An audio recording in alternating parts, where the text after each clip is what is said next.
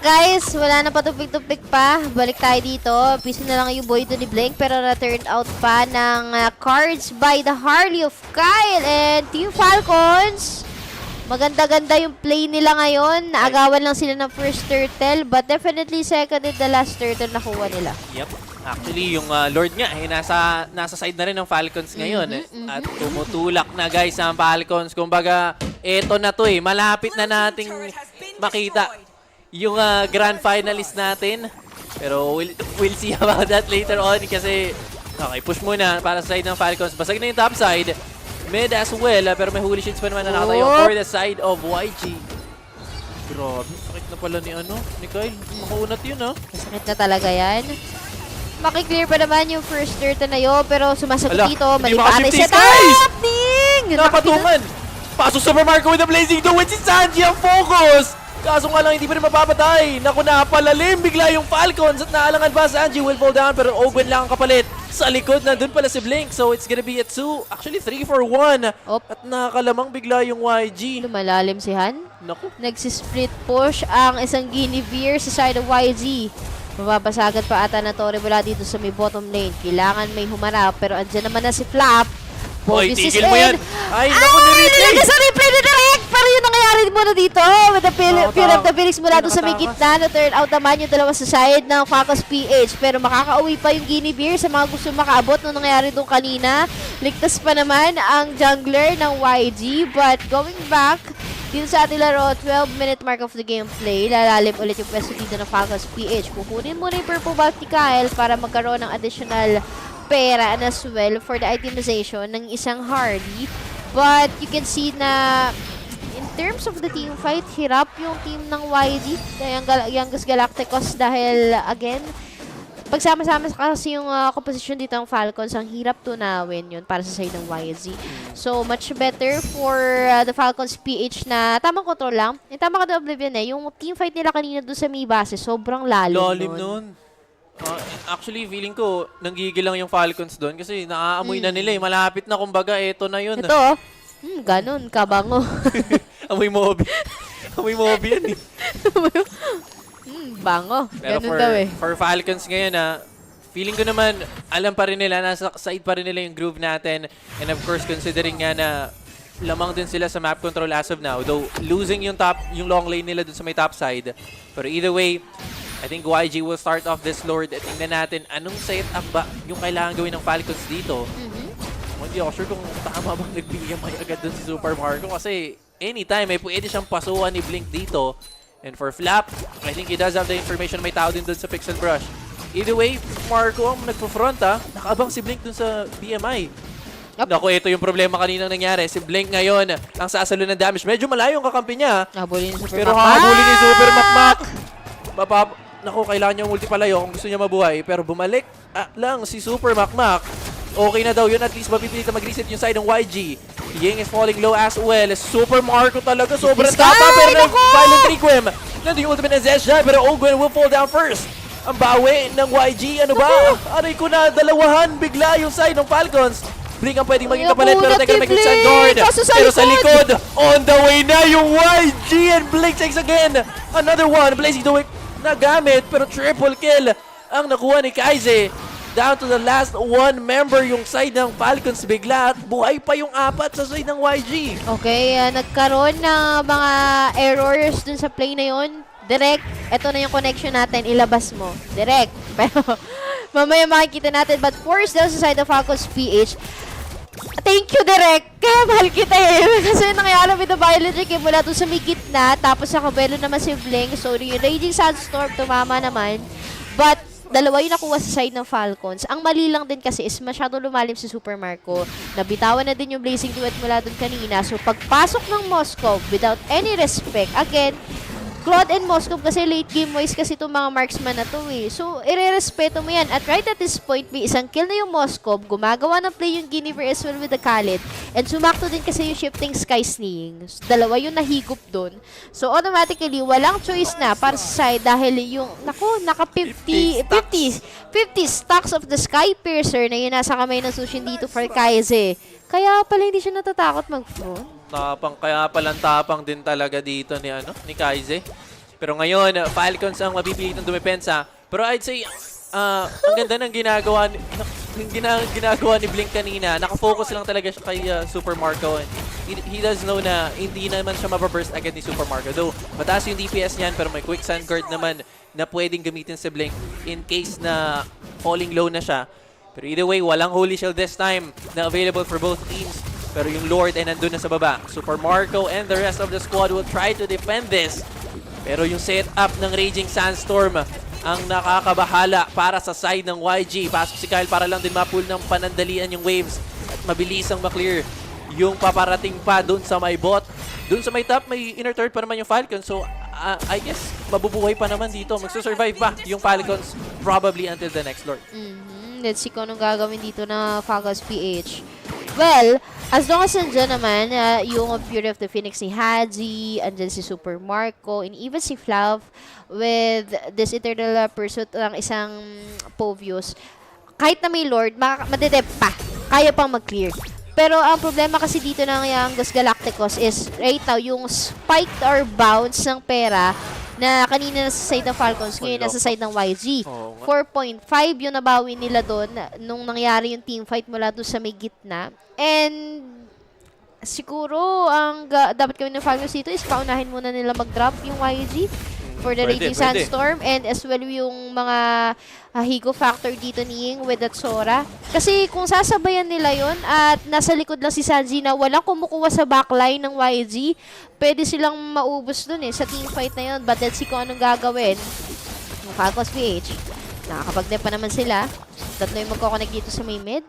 Anytime, may flicker na available hindi pa nababurn sa side ng YG. So, pwedeng mag-burst agad yung dalawa sa side ng YG. Pwede silang lumalim, pero parang ang lalim ata ng pwesto ng Falcons PH doon sa top.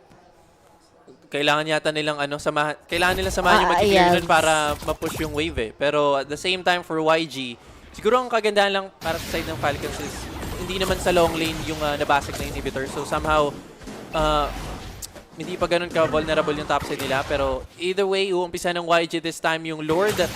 And it seems like kailangan mo nang i-clear ni Kyle. I would say yung top side natin before heading on to this Lord. Pero I guess max hit na yung call ng YG dito sa Lord. And we've known this kind of team na walang pakialam to kung sinong makaka-retry. Basta kung kaya nilang i-max hit yung Lord, yun yung magiging call nila. And this time yung retry, secure para sa ng YG pero papasok pa rin yung Falcons. Ang lalim ni Flap, nandun yung Fury of the Phoenix. Pero Blink is falling low, may immortality available.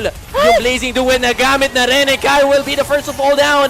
Yung freight ni Super Marco magiging importante dito pero parang hindi yata gumagana. Sa likod! Double kill ang inabot.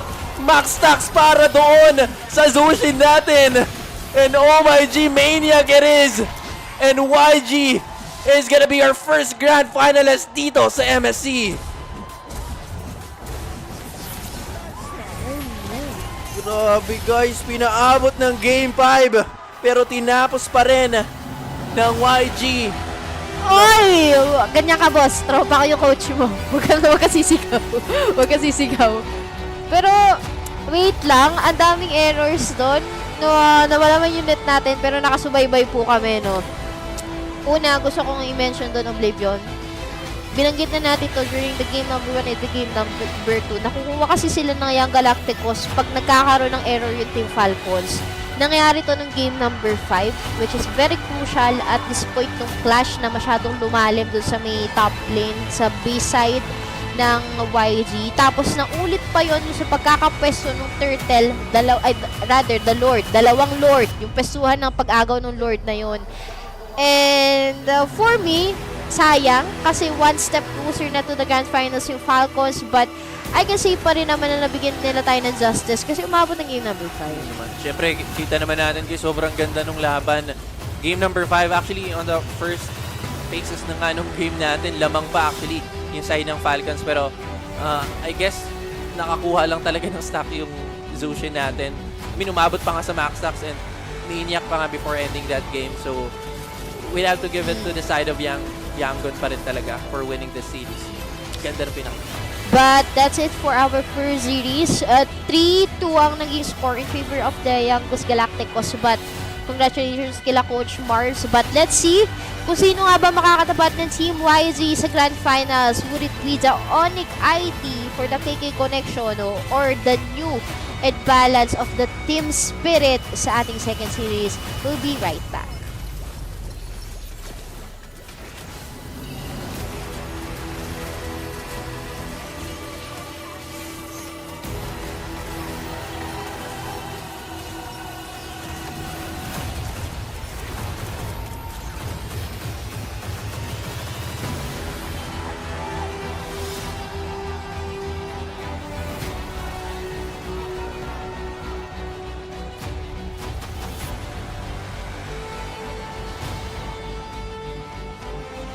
Yes, my friends, you've heard it right. Yangon Galacticos are going to the grand final. What a moment. Emotions are running high, and I'm here with Coach Marvs. I know it's a tough moment to swallow. It's really, really emotional in this moment, but you have made MSC Grand Finals. What does this mean to you and the rest of the team and the region? Before I go to Myanmar, I leave everything, my personal interest, building the Myanmar team. And for these boys, they doing great. They doing everything for their countries. I hope this will be inspiration for upcoming generation. I keep on putting God first in every situation. I'm one of the coach that I always seeking God wisdom in every situation. And this time, Lord, I lift your name on high, Lord Jesus. Give us another chance for the championship. It feels so good. It feels incredible. It looked incredible. One of the best series we've had ever at MSC here between you and Falcons. Next piece, look. A couple days ago, we were thinking, hey, who are you guys going to play in the semifinals? Vitality was the choice that you have in mind. Were you expecting Falcons to be here and to also give you such a fight had they qualified to semis? For the team, they really want the Vitality. For me personally, I really want to face the Falcon because I'm the only coach that don't have any import in my team, and I want to prove that if the region and then the people and then the players, they're doing great, they can achieve things. So yeah, I want to face Falcon. Well, you got it here so far. It's a great moment and day for Myanmar as a region. There's fans back home, either Myanmar or for you in the Philippines. Is there anything you'd like to say to them in this moment now that you've made the grand finals? Right here at the front. To my wife and to my son, God did. It's amazing. God put me on the stage, in the world stage. Thank you for supporting me. Elijah, thank you for believing in me for my next New Era X Pro family. I love you so much. For the Myanmar Burmese people, we going to rewrite the history. Okay? We're going to rewrite in the name of Yangon Galacticos. Thank you very much, Coach Marvs. Thank you so much, my friend. Emotions are high, but that's the beauty of MSC, my friends. And it's now time to crush a key all together. Let's bring out the entire team. Come on over, my friends. They might have one more key crush in them, but that'll be after the grand final. For now, yes, you heard it right. Your eyes do not deceive you. Yangon Galacticos are going to the grand final. A crushing to go and a big one here. Not just will they be crushing the Team Falcons key here, the Team Falcons PH, but it's the club champions of last year. Coach Marvs has the honor to do it and will crush Team Falcons after an epic best-of-5 series.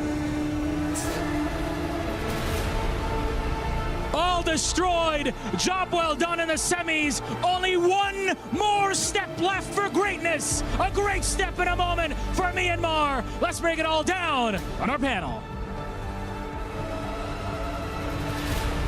Coach Marvs.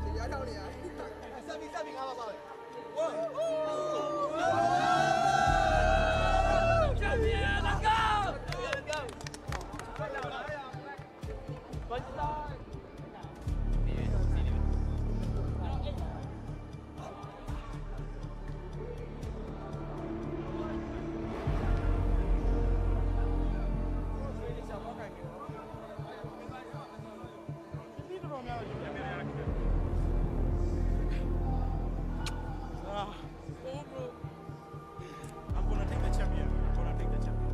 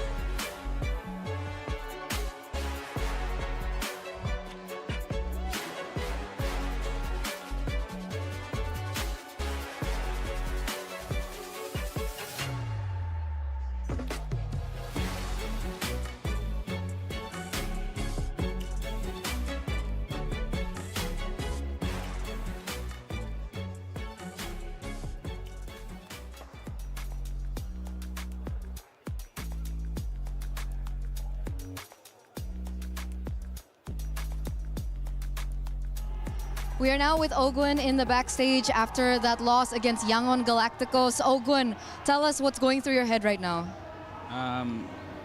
I think we're really sad because we have a close fight and we didn't, close it. Yeah, so it's quite sad. Was it because of, what happened in the game, the way that they adapted so well in that final game, or what went wrong maybe on your part? We have many misplays on our part, and we got our early games quite well in Yangon, but we didn't finish it off in mid game to late game, so we got punished really well by them. So props to them. Was this an expected fight from Yangon Galacticos? Obviously, it's not an expected result that you were hoping for, but with that fight, was it that intense? Is Yangon Galacticos just that good?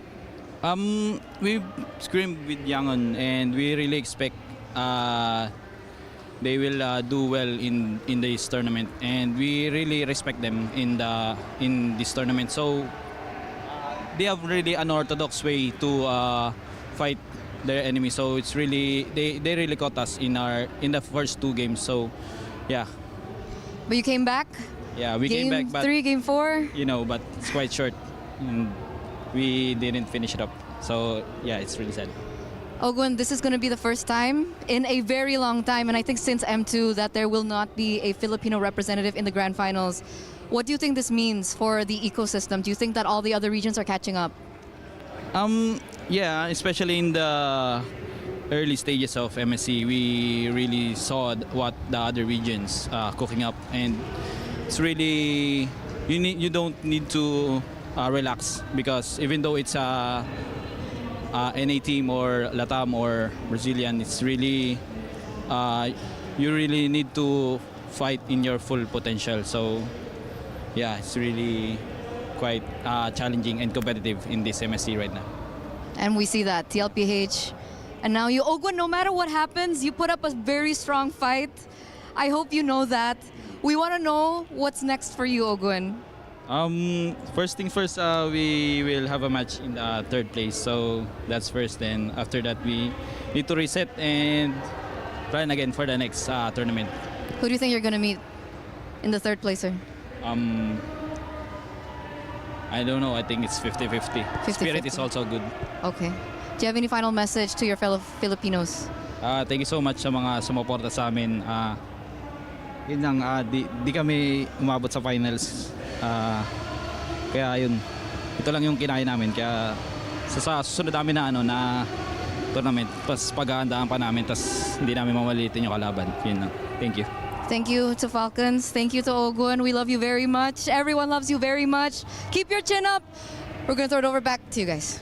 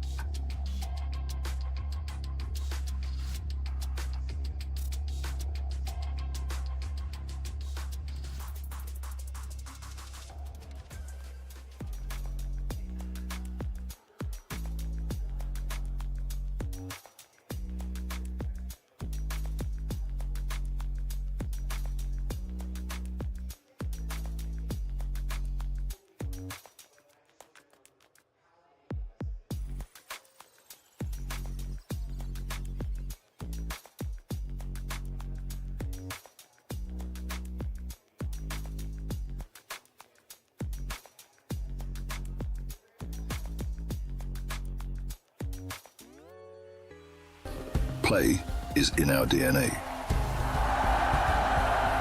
Whenever we let it out, it becomes our superpower.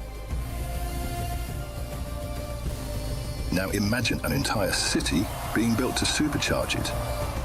Kadir City, powered by Play.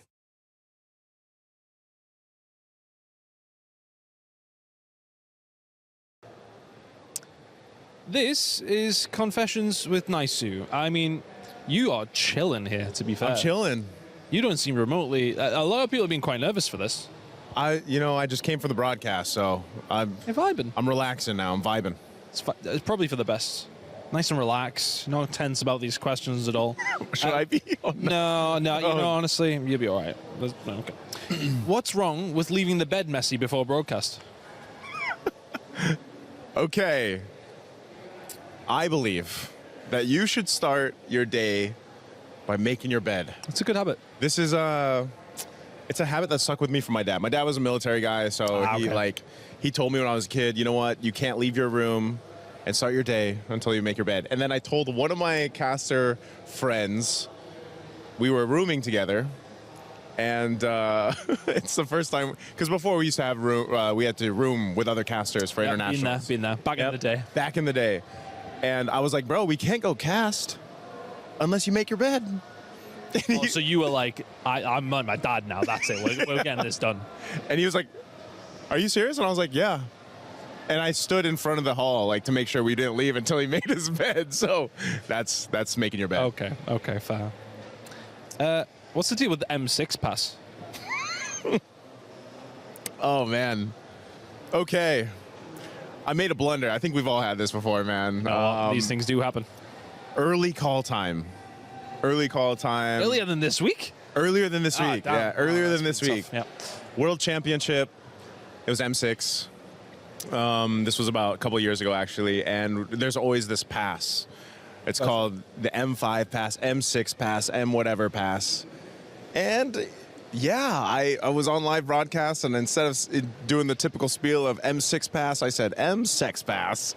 And, I had no way to cover from that. But shout out to my co-talents, man, because they covered with me. Oh, I wouldn't have covered. I'd have buried you.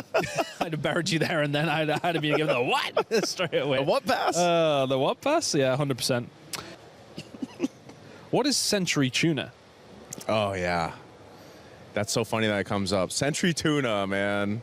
So Century Tuna is literally tuna. Yeah. It's tuna. It's a can of tuna. It's a can of tuna? That's not what I wrote down, yeah. There's nothing. I'm going to leave it at that. Hey, look.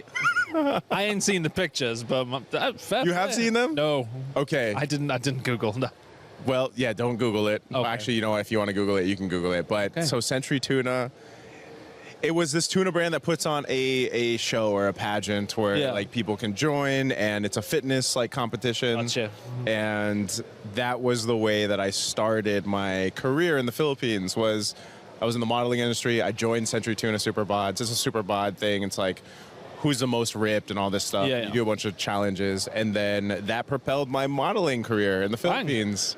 So it's a funny thing because when it gets brought up, like, people will say Century Tuna Naisu, they'll Google it, they'll see it, and they'll be like, what the hell? This isn't you, is it? And I'll have to delete my history. By the way, can I call you Omega? You can call me a what? Omega. Omega? Hey, you can. That's my middle name. That is a strong middle name. That's a very strong middle name. So when I was born, I thought that. So what's your full name? How would you say your full name then? Joseph Charles Omega Rezabek. That is serious aura name. Serious aura, that one. Like mine is okay. How about yours? Chris? Chris Tun. It's a U-double-N. Like, think Tunway, like heavy. Wait, what's your middle name? James. Oh, okay. That's British. Cool. Yeah. Why'd you pop out the balloon, man? Why did I pop the balloon? Yeah. I popped the balloon because I had a preference. I'll leave it at that. We all do. I'll leave it at that. We all do. Thank you very much, Omega or Naisu, or hell your name is. Yeah, thank you very much. That was Confessions with Naisu. A lot of people are haunted by their past. I'm inspired by it. They're not just playing for themselves, they're really playing for their entire family. They have defeated their demons! They have crushed the curse!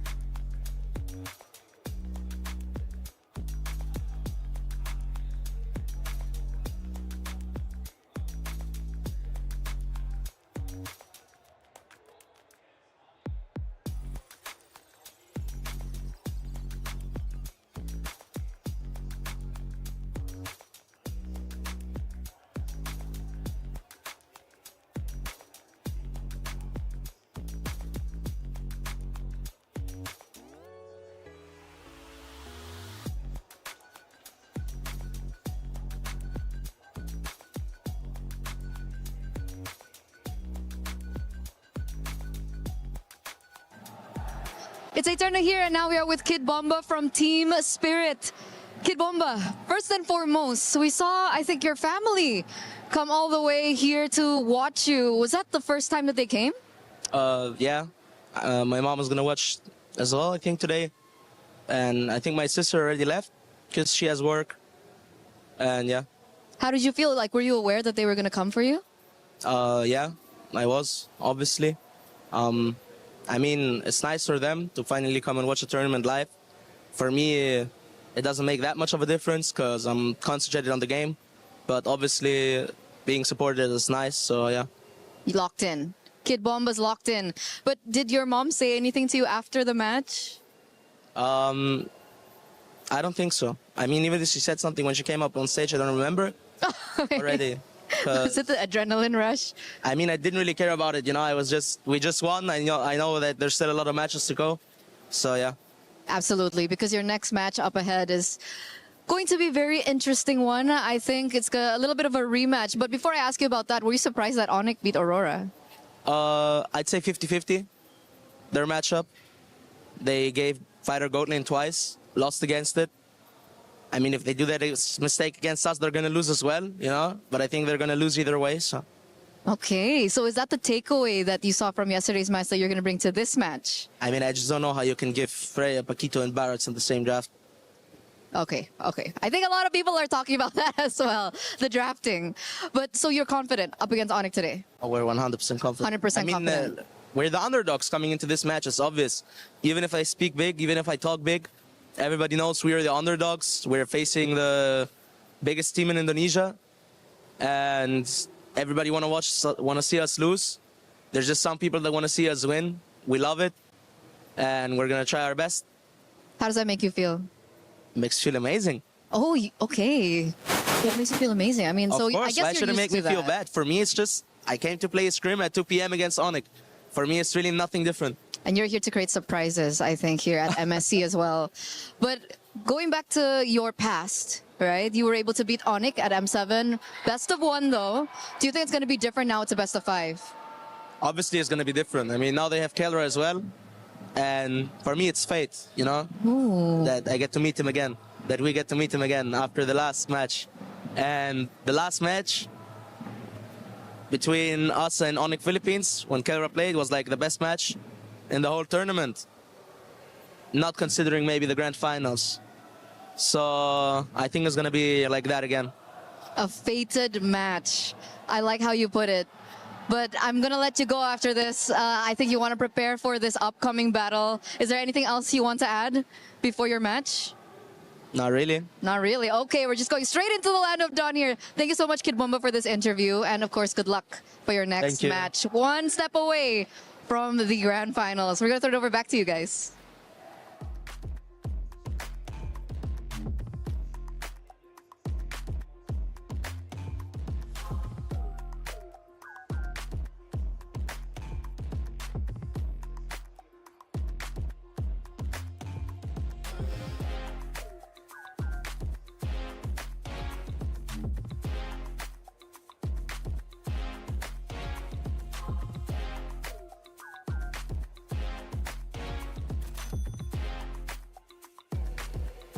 The golden standard here is back, Kelra, before your best of 5 match. Kelra, you were so expressive yesterday up against Aurora. I think after game 1, game 3, we saw you very full of emotion on the stage and even backstage. What was going through your head at the time? My mindset yesterday, just I want to win and I don't want to gumagawa po lang tanpa piyala. He doesn't want to go home without the trophy. Yeah. Why was it so expressive in that match? Like, was Aurora really good? Were you scared that they might be able to beat you yesterday? Not scared, but Aurora playstyle is very different in other teams.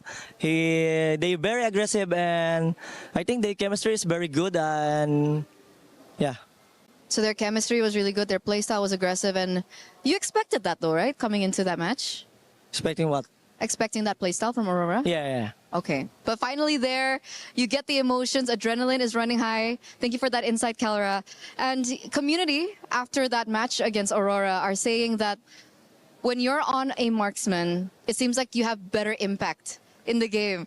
You're smiling right now. What do you feel about that? I don't know, but when I'm using fighter, it's always like that. Like it's a disaster, or I don't know why. Why are you more comfortable on the marksman? Or? Yeah, of course. You're more comfortable on the marksman, but you think that you can make outplays on the fighter too, right? Yes, because I'm an explainer before. Okay. Before I play gold lane. So you have had experience in the EXP lane, so you're supposed to be comfortable on the fighters, but you're just more comfortable on the marksman. Yes. We saw how comfortable you are yesterday in that last game with Brody. Their crowns as well. Even Mirko, is that just your reaction speed, or were you able to read Pagu? Because I think I have a drill every scrim that I want to dodge all the skills of my enemy. That's why I can dodge Beleric. So it was specific to Beleric. Yeah. Were you expecting Pagu to play that way as well, or was it just Beleric? Was it just Beleric? Okay. So specific to the heroes, that's really amazing stuff as well. I think everyone was quite surprised with that. And of course, coming into this next matchup, in the past, M7, Swiss Stages, Best of One, Team Spirit was able to beat ONIC ID. Now that you're in the roster, Kelra, are you going to be the difference maker? Yes! That's it? Yes, that's it. That's it. Yes, that's it. Yes. We're feeling the energy from Kelra. We're feeling the confidence as well from Kelra. And with that, thank you so much. Good luck for your next match, because we're going to throw it over back to you guys.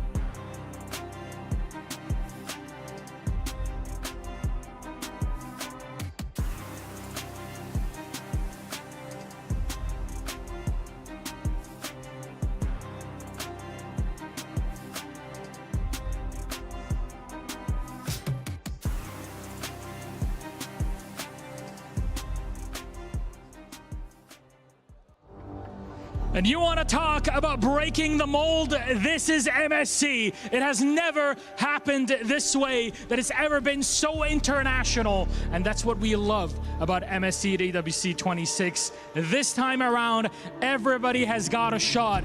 My God, the Young on Galactico story. Now that is one to warm your hearts too.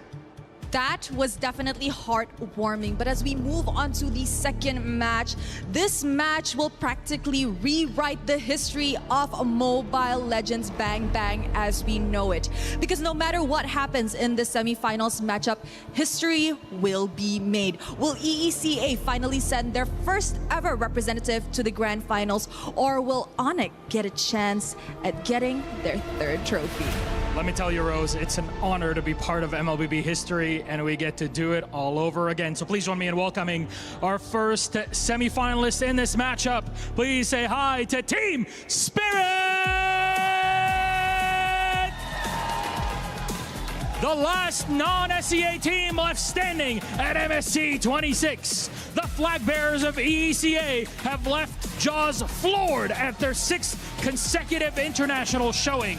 But are they ready for a regional juggernaut?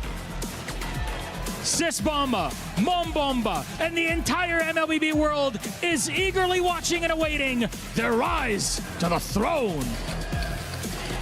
The Dragons are ready, but so are the Sky Kings. Ladies and gentlemen, make some noise for ONIC!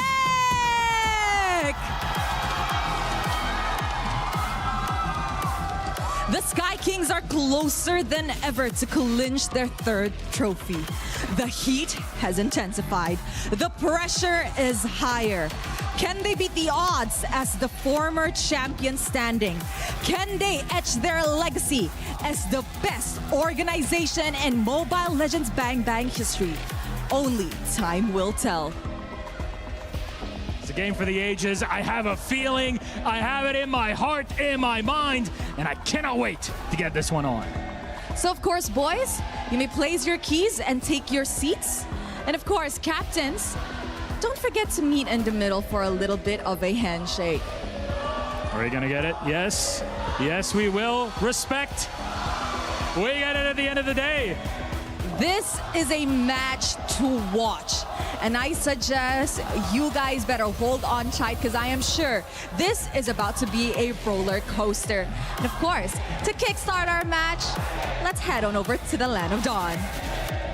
Gotta clear the way, but they can't. Team Spirit, lock on the base. Revenge is served.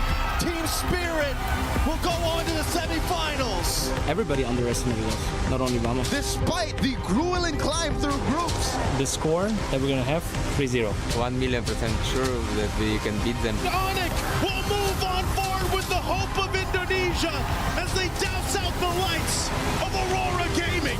Mungkin ya, first team yang dapat 3 MSC. Our aim from the start to beat all teams without mercy. Coming to the studio today, the match against Vamos, being sure that we are gonna win. We were the ones that let them get into knockout stage in the first place, so it's only right that we are the team that kicks them out of knockout stage. Nest 3-0, taking Vamos out. Didn't have a really good start at this tournament, but we really adapt very fast. Group stage was pretty bumpy. Some disagreements about the meta, about some things. Forget about the group stage, we're in playoffs now. I mean, everybody's gonna see in our match in the semifinals that we got. We need to adapt, and then we adapted. Kalau dari Team Spirit gue belum merhatiin sih. Soalnya gue baru melawan karena gue fokus banget di Aurora. I think ONIC was one of the weaker teams coming into the tournament. To me, it's obvious that we are better than them, and we just have to play our game. They're really a struggling team right now. They really don't have the good idea of the meta. It's good to hear that they're confident because we're confident as well. I'd really like to face Sonic ID. We already beat them in M7. We know their strength, their weaknesses. You should see every team as equal. The past matches, especially the most surprising one was E7 and E7 versus Liquid. Anything can happen in this tournament. Gue senang kita bertemu lagi dan gue bakalan revenge kalian. Gue bakalan balas dendam. Kalau buat Team Spirit, yang pasti kita bakalan press early lah mungkin. We're not the same Team Spirit anymore that lost the last time in the first knockout stage. This time we're more disciplined, we're more a team. Biasanya tim-tim di Europe mungkin ya, Europe mereka udah mulai kacap lah, kayak udah mulai ngejar banget. I think ONIC ID is the team that prefers a lot of good team fighting. I think ONIC's strength is obviously Kelro. They just got him to the roster. I think that kid is a very mechanical player with hero mastery, especially with assassins. Jadi kasih game terbaik, kasih semua yang kalian punya, terus buat pick bomba, ya, just be ready. Good luck, Yep. Good luck, Kelra. I'm always joking around with them when I see them, but this time it's serious.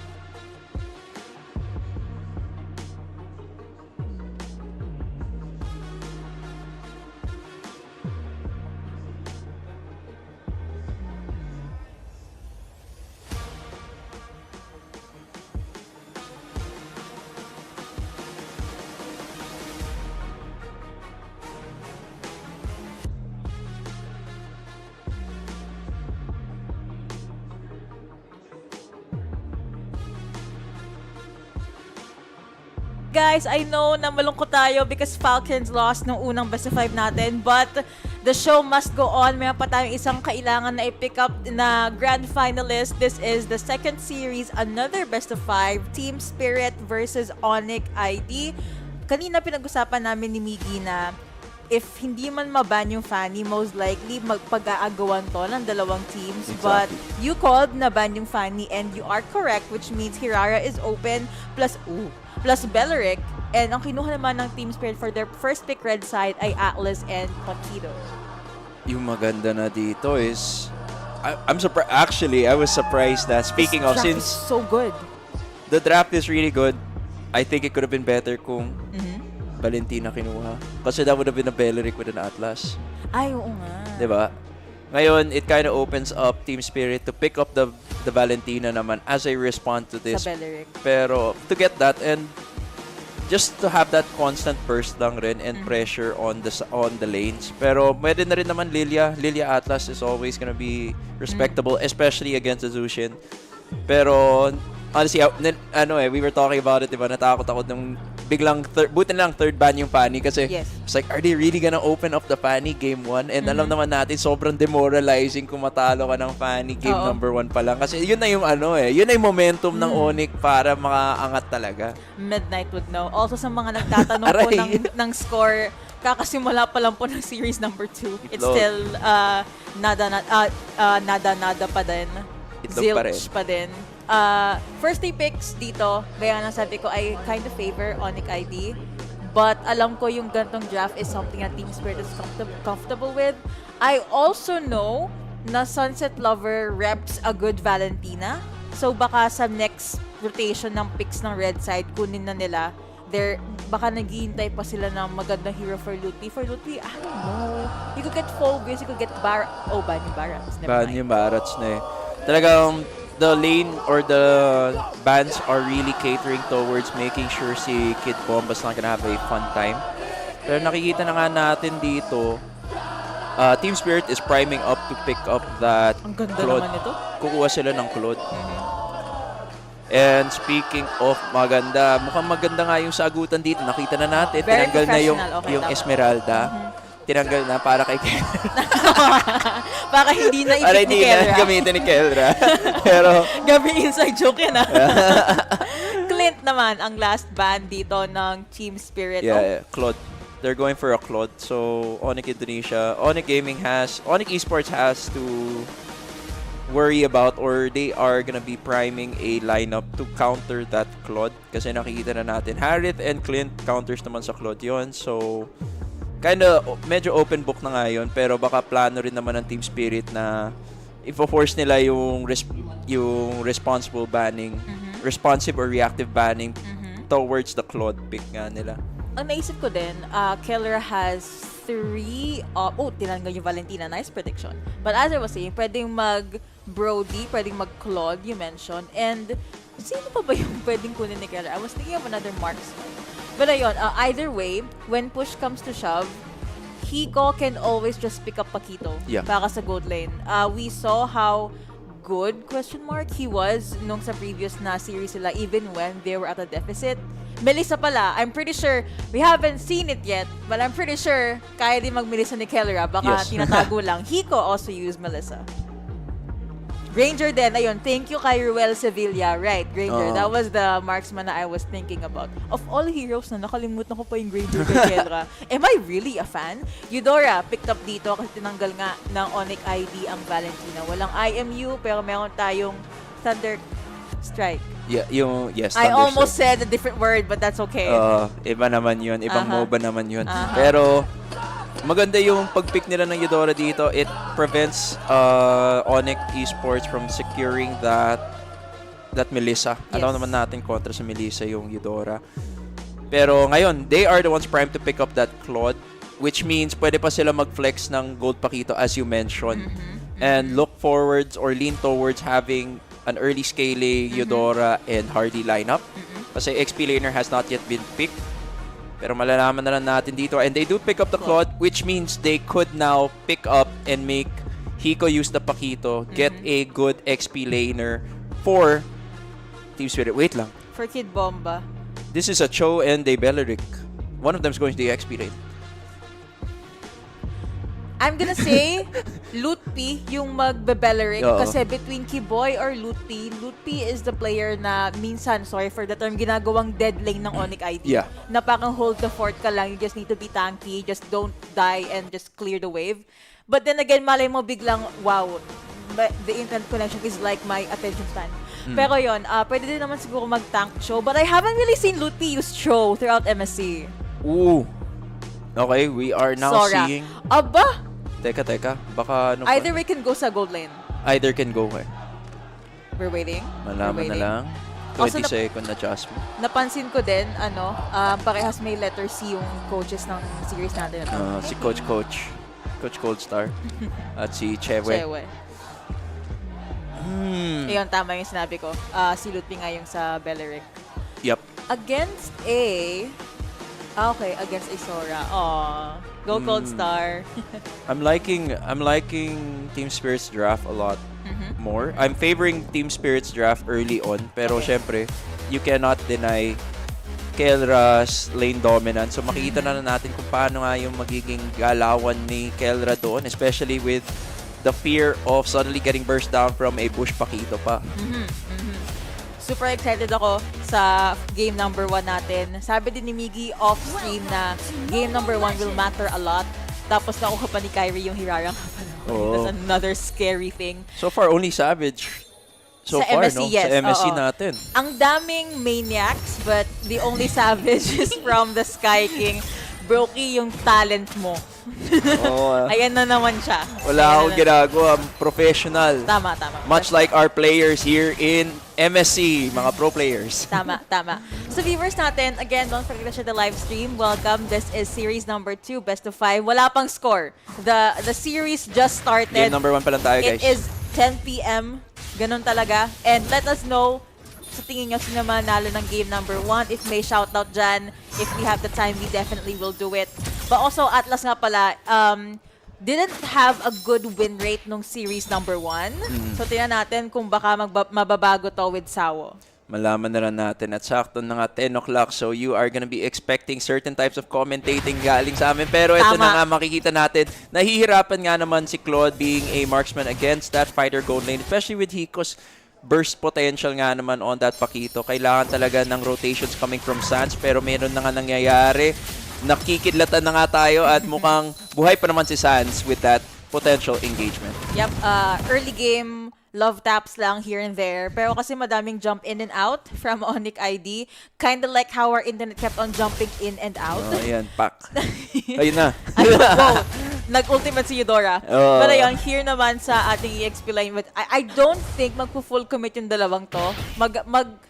Mag-aambahan lang, get the level 4, get the items, tapos sasama yung dalawang to sa mga team fight. I mean, that's a Belleric, that's a Sora. If anything, pwede ngang i-challenge ni Kid Bomba si Lutpi dito. Kasi si Sora pa yung pwedeng dumamage eh. Oo.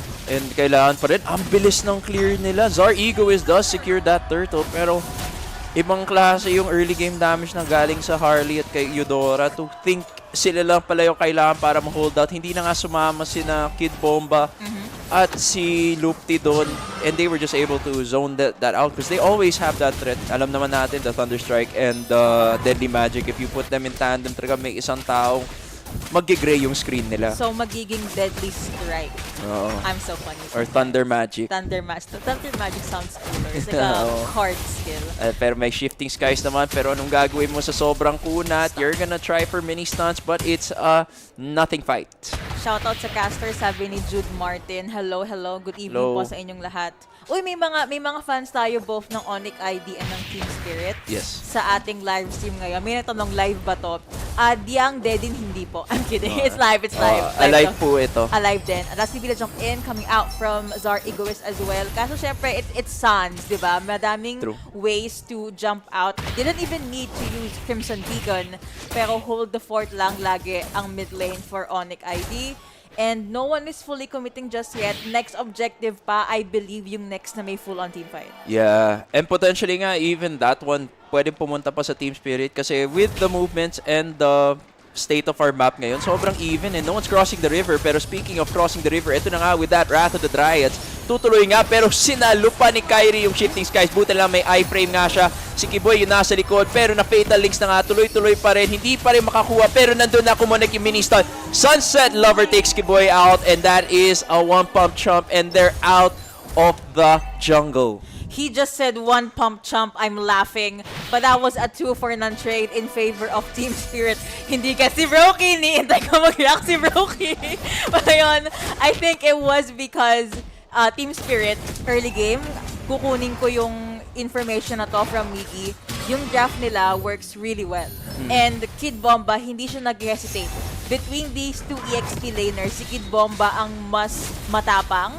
And because he did not hesitate, although wala siyang flicker ngayon, it did make things happen as Michigan Skies connecting onto one was not enough to actually take anyone down from ONIC ID. Meron din tayong Red of the Giant coming out from Lutfi, but Kyrie gets a turtle now. That's gonna be the perfect match connecting onto no one. Sawo ngayon, ma-unbout na lang muna. Team Spirit, they kind of butcher that. Pero okay lang kasi wala naman namatay sa side nila and they still technically have a 1k gold lead. Yun na nga kailangan pa rin nilang respetuhin yung Wrath of the Dryads coming from Lupti. And kung sabihin na natin si Hirara, medyo nahihirapan nga siya sa retrihan when it comes to fighting or having that retry battle against a fellow assassin jungler. Kaya nandyan nga talaga to supplement yung Wrath of the Dryads na yun para mataunt nga kung sino man pumasok doon para lang makasecure nga yung Hirara ng retribution.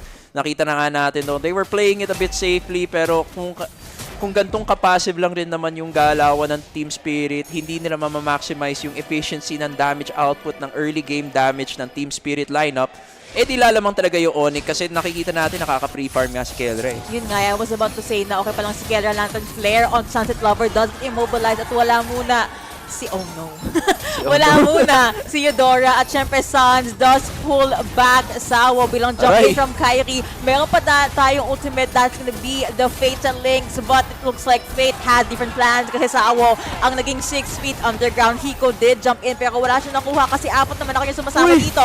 Kyrie gets boxed in. Shifting Skies connecting onto the one pero nag-dash bilang si Kid Bomba and another Lantern Flare from Suns. Napakagandang positioning from this guy but it looks like Kid Bomba still gets to live another day. Yun yung kailangan pakita ng Team Spirit. Yung aggression na pinapakita ng ONIC Esports doon sa engagement na yun, nakakuha pa sila. Sobrang lalim ng pasok ni Kelra.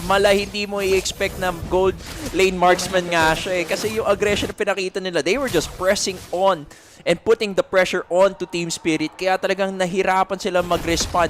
Kaya nangyari yung engagement sila when they started connecting with all their big ultimates for setups like the Shifting Skies, nahirapan na sila makakonect.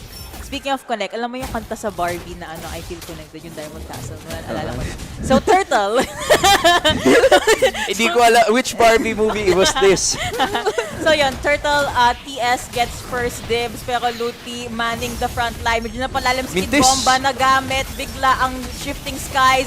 Now you have Blazing Duet. Ang ganda ng setup ni Kelra. Pero nakuha sa lover ang Turtle natin. And Sawo will be the sacrificial octopus. Sa side ng Team Spirit, Kid Bomba also gets gunned down or sliced down by Kyrie. Lantern Flare as well as Crimson Beacon used by Suns to set up that play from Kyrie. The K in Kyrie stands for Kills. Ayun na nga, si Kilra at si Kyrie.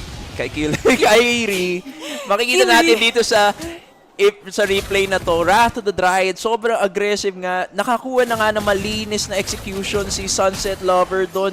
Pero yung nangyari nga lang doon, yung Hiko played it too aggressively, trying to burst down one. Kahit pumapasok na siya sa tatlo, yung mukha na nga yun. Because of that, sabihin na natin na bigyan na nga yung gold lane ng Team Spirit doon. Nakakuha pa ng Sky Piercer stack si Kyrie. And alam naman natin, yun yung parang win condition na rin ng Hirara ngayon para lang may sustained damage siya heading to our late game. Ever since the world began, aka ever since ni-launch ng Moonton si Hirara, kailangan lang talagang makakuha ng kills ang Sky Piercer and Kyrie. If we're gonna talk about assassination, siya talaga ang pinaka-hina-highlight ng mga tao internationally. 3-0 by the way sa hero na to. And kung kanina, Team Spirit ang nasa lead, ONIC ID ngayon, sila na ang nagsiset ng momentum. Mismo, ala Twilight nga, hindi mo lang alam, ikaw na pala yung snipe niya. Tapos ayun na nga, nakikita na natin dito, Team Spirit backed against a corner. They're slowly but surely yung map control nila ay nawawala na nga yung mid lane turret. Ibig sabihin nun, ONIC Esports could start play more aggressively, start invading the jungle, making sure macho-choke out lang nila yon. Nakikita na nga natin, nagkakaroon na nga ng goal lead yung ONIC dito. And tuloy-tuloy pa rin yung farm nga naman. Looking at this, medyo lugi pa kay Hiko si Kelra. Still heading towards almost 2 out of the 3 ng kanyang Trinity. Pero tumutuloy pa rin kasi yung lamang na lamang dito ay si Kyrie. Always. Ang ganda lagi ng hold ni Kyrie sa early game. Binibigyan na ng time para makapag-skill si Kelra and the other 3 people are just there. Golden Staff picked up by Kelra, just there. Kid Bomba, medyo masakit na kinukuha. Fresh, kakakuha pa lang ni Kelra ng Golden Staff niya ha. Napaparay na si Kid Bomba. Forced to recall back. Mukhang mahihirapan mag-contest ang Team Spirit dito. This is just the Lord. Una pa naman, early Lords pa naman to. It's not gonna hurt a lot. Pero mahalaga pa din kasi ONIC, they want to get that push. And speaking of push, yung minion wave equilibrium definitely favors ONIC ngayon kasi nakapag-shove sila ng wave sa mid lane, forcing Zar Egoist na bumalik muna sa lane, and then he will be jumping back dito sa ating Lord Pit. Pico does give 1-2 punches for the Lord. That's gonna be the ultimate coming out ng Kid Bomba kaso wala siyang follow-up. But Pico does get picked by Kiboy at nag-jump in na nga Ton connecting onto 3. Team Spirit still standing alive. Kiboy dangerously low. Nakita siya ni Sawo. Kiboy now forced to Jit Kundo away and Lord is still alive. Mukhang hahawakan na nga ng Team Spirit. Nang alam nila, medyo kumakalahati na nga yung ONIC Esports dito. Pero tuloy pa rin. Sawo might just get that last hit from the Lord. Pero ito na nga, kaninong retry yung mapupunta dito. Sinong papala, mabakakuha. At si Zar Egoist nga with a blazing duet though sa likod. Galing kay Kelra. Not enough to burst anyone down. But potentially, this is Team Spirit's comeback yet again. Habang lang nga nasa 2K going over to Kiko, 1-2 punch and 2 double kill indeed. 2-1 on the board ngayon sa ating Pakiro. 5-5 na ang kill count. But gaya nga lang sabi ni Miggy, dahil nakuha ni Zor Egoist yung Lord, that will be a small lead for Team Spirit. Miggy, ano nangyari dito? Nakikita natin sa replay na to, they played it very aggressively from both sides kahit kumakalahati na nga yung buhay nila. Buti na lang nandun nga. They were looking for that opportunity. I guess for ONIC, alam nila hindi na nila masisecure kasi yung Lord with that retrihan. Kaya ginawa na lang ni Kelra, naghanap siya ng opportunity para maka-pick off para lang ma-delay sila. Pero makikita na lang natin to after the pause. Kasi mukhang kailangan naman to. Very crucial nga naman. Especially with what's going on. It's just a big back and forth heading for each other. Hula lang I mean, from what we're seeing, baka ONIC ID kasi nawala ng tinanggal ni Kelra yung may headphones niya. But ayun, game number 1 definitely did not disappoint. Ang daming back and forth. Let's talk about the scaling. Assume natin na magle-late game to kasi wala nandun talaga When it comes to late game, kay Ninong draft ba ang better dito? Of course. Kung saan nandun si Kelra. Tama. Pero ibang klase pa rin yung crowd buff ni Kid Bomba Oo. Everyone, he's brought the whole Europe with him Hindi lang mom niya. Oo. Like, he has a way with the crowd. Kasi nga, diba, and I keep on saying this ating live stream, nung the first time we even discovered Kid Bomba nung M5, we all love him. Sobrang jolly niya Yeah. Wala talagang kaaway pati, diba? Sobrang amusing rin yung interactions niya with King Kong sa live nila dati. Nakakatuwa. Sino panalo game 1? Ongoing pa lang po game 1. Ongoing pa lang. Guys, this is game number 1. Nakikita na nga natin. Papasok pa lang actually yung team. Bakit may montage bigla? What's happening? Siguro matagal yung tech pause kasi tanggal headphones okay. So, ito yung episode ng anime na training arc muna. Ito yung filler episode. Filler episode. Si Coach Yebo. Yung beach episode. Beach yung filler episode lang sa mga anime. O yung, for some reason, there's always an episode na nasa train station yung mga characters sa mga anime. Tapos nagre-reminisce. Exactly. Lord marching dito sa EXP lane side ng ONIC ID. Again, hindi pa naman damaging ang Lord na to. So, ONIC ID can kind of delay ang pag-meltdown dito sa Lord natin. But Team Spirit, ang ganda ng ginawa nilang control sa minion wave. Akala ko tatulong sa Sawo. Fatal links available. Yun na nga, medyo alanganin na to pero alam naman natin, medyo mahirapan lang talaga yung Team Spirit to push. Pero with the shifting sky setup kay Lupti doon, nakakuha siya ng Wrath of the Dryads nga doon. Mahirapan lang sila. Hiko takes Lupti out at mukhang kailangan na nilang mag-back. Wala na silang catapult, kailangan na nilang mag-back just cause we've seen it happen in our previous series. That If they was- played it over-aggressively, baka sila pa yung madali. Nakita natin yan kanina. Oo. Sumpa na ang EXP lane. Ingat na kayo, guys. I think Chill lang. that was very unfortunate for Lutpi kasi in that interaction, wala siyang flicker. He had no way to jump out of that situation. Pero ngayon may flicker na siya. Pero mukhang Team Spirit ang tatalon palapit sa turret ng ONIC ID. Safe to say, 12 minutes in, may butas na po sa base militar ng ONIC ID. Ito na yung tinatawag na early game power spike, or at least this is the map state you wanna be having, especially kung may fighter gold lane ka. By 12 minutes, dapat nakalbo mo na halos yung inner inhibitor turrets ng kalaban mo. Yes. Especially with the fighters nga. Alam natin, nahihirapan talaga sila sa push. But even then, it's the base is not the end goal right now kasi kailangan talaga nila masakal si Keldra sa farm. Nakita na naman natin yun na nangyayari na medyo nang-delay nga siya dun sa kanyang paggawa ng Trinity. Yes. All the while, si Kyrie rin naman hindi makakuha ng Skypiercer stacks because they are backed into that corner, which is their base. Kasi if they tend or try to overextend, mababox out sila knowing full well may fatal links pa dyan, may shifting skies. Wala ka talagang taka sa setup ng Team Spirit. It's a lot. Na-realize mo nga din kanina dun sa EXP lane na nung na-layer ni Kid Bomba tsaka ni Sawa yung AOE ultimate sila. Oo nga pala. That's pretty scary. Kaya din hindi siguro makagawa ng flank play yung ONIC ID dito. And you also mentioned Kyron and his Sky Piercer stack. He is still up for a shutdown. Yes. Pero because he is up for a shutdown, he's scared to actually make these ballsy play. Pero speaking of plays, Team Spirit, Lord Dance lang to. Feeling ko lalaban Team Spirit.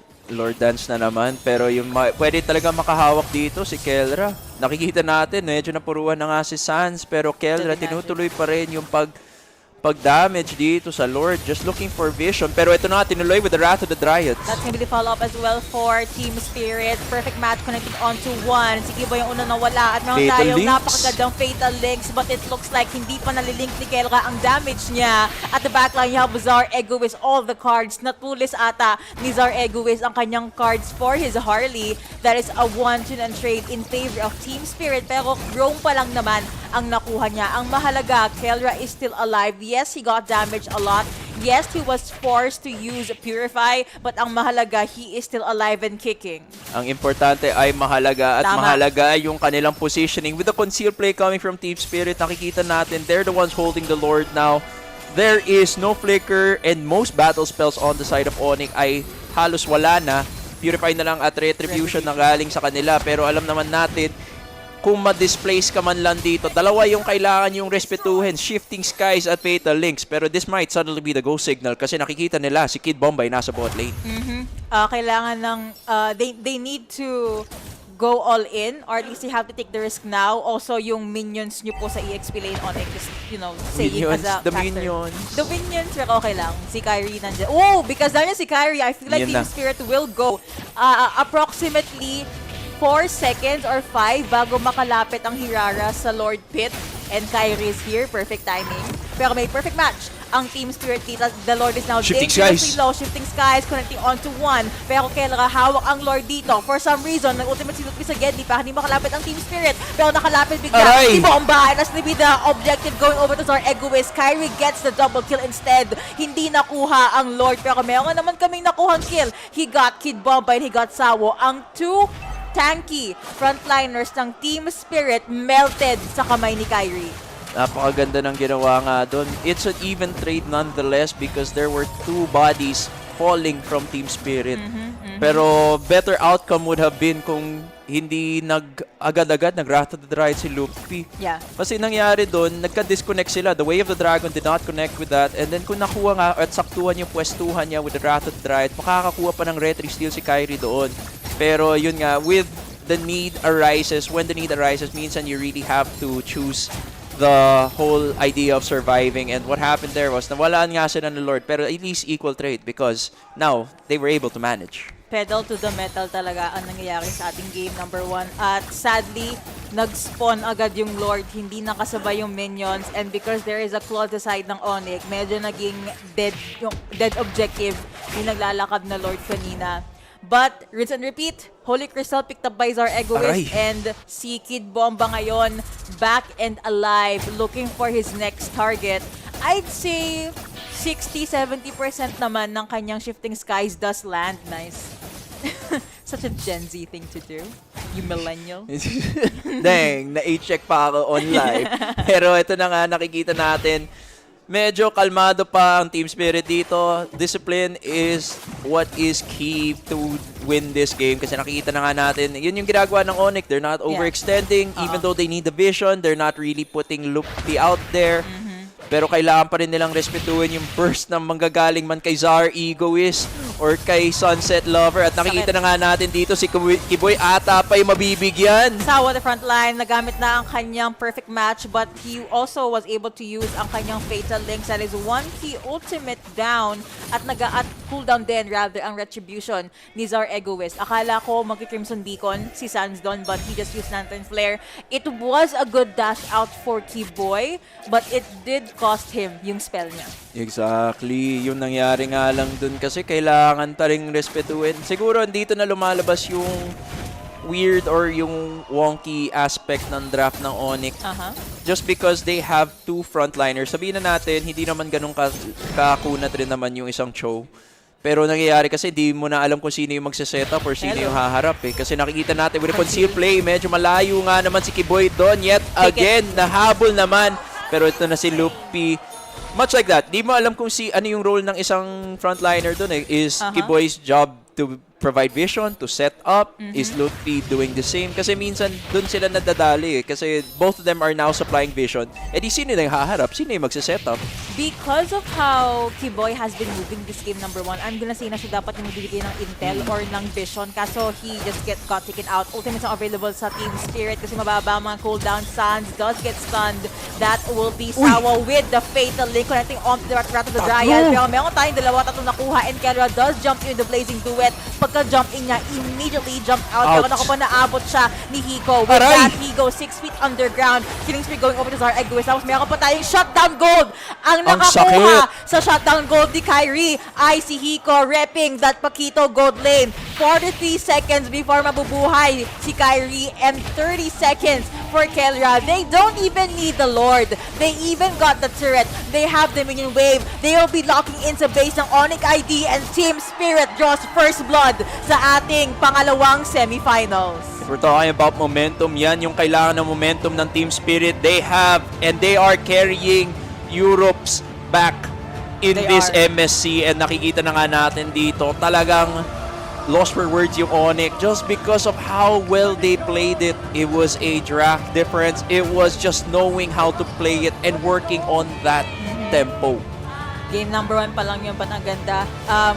Huge props to Cold Star for that draft, but also ang galing ng players kasi they were able to really rep yung ganong job. That's not easy. And gusto ko yung choice nila na they, probably kasi they always see Kiboy na may sariling mundo. Sabi nila, hey, let's try to take this one out. Noong nga, akala ko hindi siya worth it kasi when they took down Kiboy, that's 3 ultimates na nawala na. But then I realized, oh wait, 23 seconds or 26 seconds lang yung cooldown ng mga ultimates ng tatlong yon. Yes. Alam ko 18 minutes yon tapos wala naka-fleeting time sa kanila. So naisip ko, okay, because the Lord is up, maybe they will delay yung take ng Lord or just bait ONIC ID. They did the latter. And dahil doon, they even got to get Kelra. And ayun nga, shutdown gold nakuha ni Nico. So that's a lot of things that went really well for Team Spirit. But, Miggy, what should ONIC ID do? Have a better draft. I'd say maganda na yung draft nila dito pero konting polishing pa kasi. Nangyari kasi Coach Coldstar had it in the bag na parang alam na niya paano magre-respond. Halos parang alam na niya yung drafting pattern ni Coach Chewe. Kasi all the responses, the opening of the Paquito, suddenly seeing that Claude pick, nakita na nila, this was our opportunity. Ito na yung adjustment na kailangan. And kudos rin sa Team Spirit being able to play that draft that well. Really, really well. That was the story ng ating game number 1. We're gonna be hopping into a very short break. Pagbalik namin, game number 2 na. Bye-bye!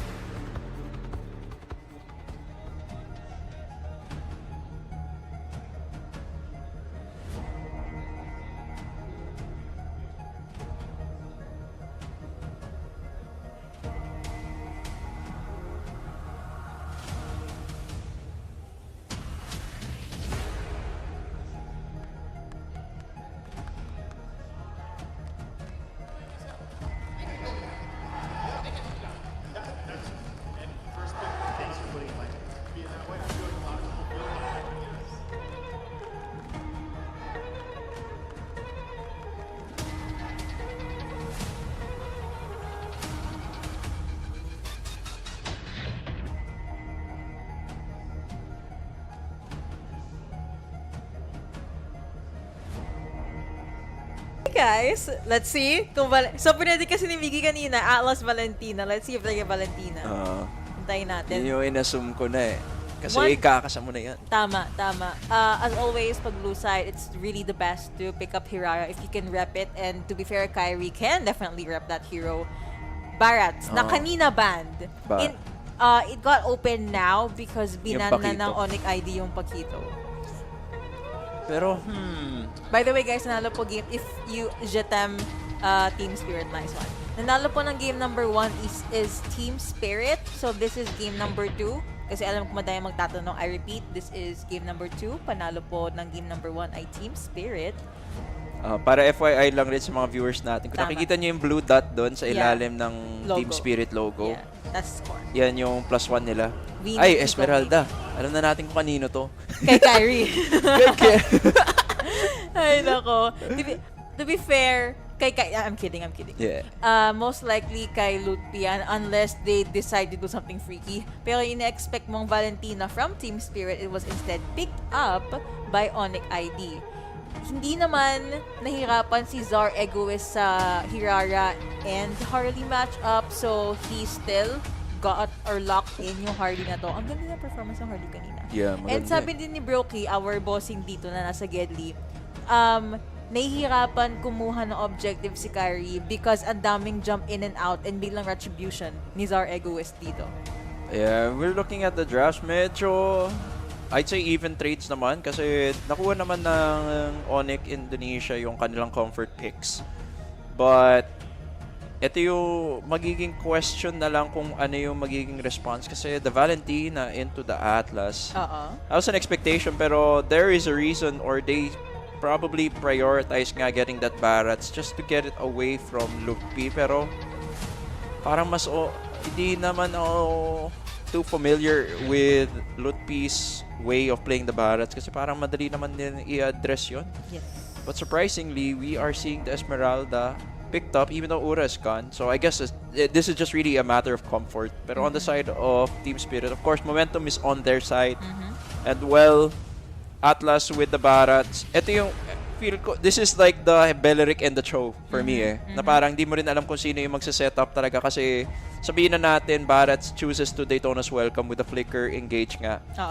Mahirap pa rin kasi i-trust in your teammate na makakakonect sila agad Ano na lang, if you can't trust your teammate, trust the process or ban Belleric.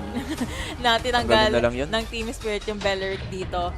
Either way, ang hirap din kasi if may Falling Star Moon ka and the Wrath of the Dryad, parang yung ano yan yung ultimate ni Sawo kanina na Fatal Links and the Shifting Skies from Kid Bomba. Speaking of Bomba, I'm pretty sure gagamitin niya yung Barats. I was just about to say na because na-ban yung Melissa and yung Paquito, baka mag-Claude na lang si Hiko and he did. Oh, nag-rhyme yun. Yep. Wala rin, Hiko and he did. Wala rin sagot Harith is banned as well. So more or less, ONIC is kind of forced to go. Maybe they might go for the fighter this time as well. Sila naman yung magpa-fighter pero bukas pa naman yung Clint. They could still go for the Clint. Pero a wild pick would be Yi Sunshine Gold. Alam naman natin Keller has played that too. Pero syempre that is hugot talaga sa past. That is a sa deep pinakadulo ng kanyang hero. Binuksan niya yung bowl. Tama. Ito na yun. Gaganon. Back in my days. Pero malaman na lang natin. Though I do wanna see a setter for ONIC Indonesia. Glue. Actually the Glue is pretty good here. Maganda, sobrang solid ng Glue pick dito. Especially with meron namang pangharap tapos yung disruption nga naman as mentioned by Renmar sa panel previously. Having that Glue there, if your lineup is basically yung gusto niya talaga is to group up together or it's crucial that you guys sync up, the Glue pick is gonna be a detriment to your game plan. And nakita ko din from game number 1, Team Spirit, they love playing those 5v5s. Yeah. Papatagal nila yung laban or they can just take it agad-agad if they want to. Ang cute talaga ni Coach Yev. Ganyan na headbutt si Kellera. Last pick for the side of Team Spirit is Tila Eudora. Why fix what's not broken? I mean, konting adjust lang here and there. Let's talk about the gold lane matchup. Kanina hinalit ko ang ating jungle. Now we have Claude and Moskov. How do we feel about this? Well, it's Kelras Moskov. Nakikita naman natin nakaka-Lord Steal to. Pero with that kasi, we're gonna be seeing a lot of lane pressure. Hindi naman, for sure, hindi naman magwa-1v1 tong si Hiko at si Kelra dyan.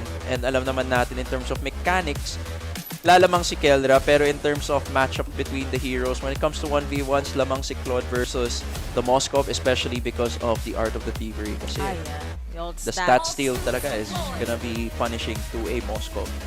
Game number 2 loading in ONIC ID because they lost game number 1. Tignan natin what else can they make happen sa ating land. Ooh! Lutpi forced immediately to use yung kanyang heal. Ooh. Well, hindi pa naman punishing kasi hindi siya namatay. Pero that speaks sa kung paano ka-aggressive si Kid Bomba. But tingin tayo guys, ginamit din agad kasi ni Zar Egoist yung retribution. Yeah, I think yung ginagawa ni Esme doon, bonus na lang mapagamit si Zar Egoist ng kanyang retry. Pero he was trying to cut the wave para mas maaga yung rotations niya. Pero he failed to consider purple start bigla si Zar Egoist doon Kaya talaga, hindi mo naman expect kasi usually the pathing it goes down to the XP lane for the turtle. Pero biglang ganun lang. Medyo mahirapan na. Pero speaking of nahirapan, si Sunset Lover nga yung nabigyan kasi that was a 3v2 scenario kasi Zar Egoist was prioritizing farming in the jungle kasi gusto niya talaga makaabang at makabisita dun sa gold lane. That is the early lead for ONIC ID. Sawa na pilitan pang gumamit ng flicker dito. Hindi pa din makakasama or wala masyadong mag-i-ambag si Hiko dito kasi he's just level 2.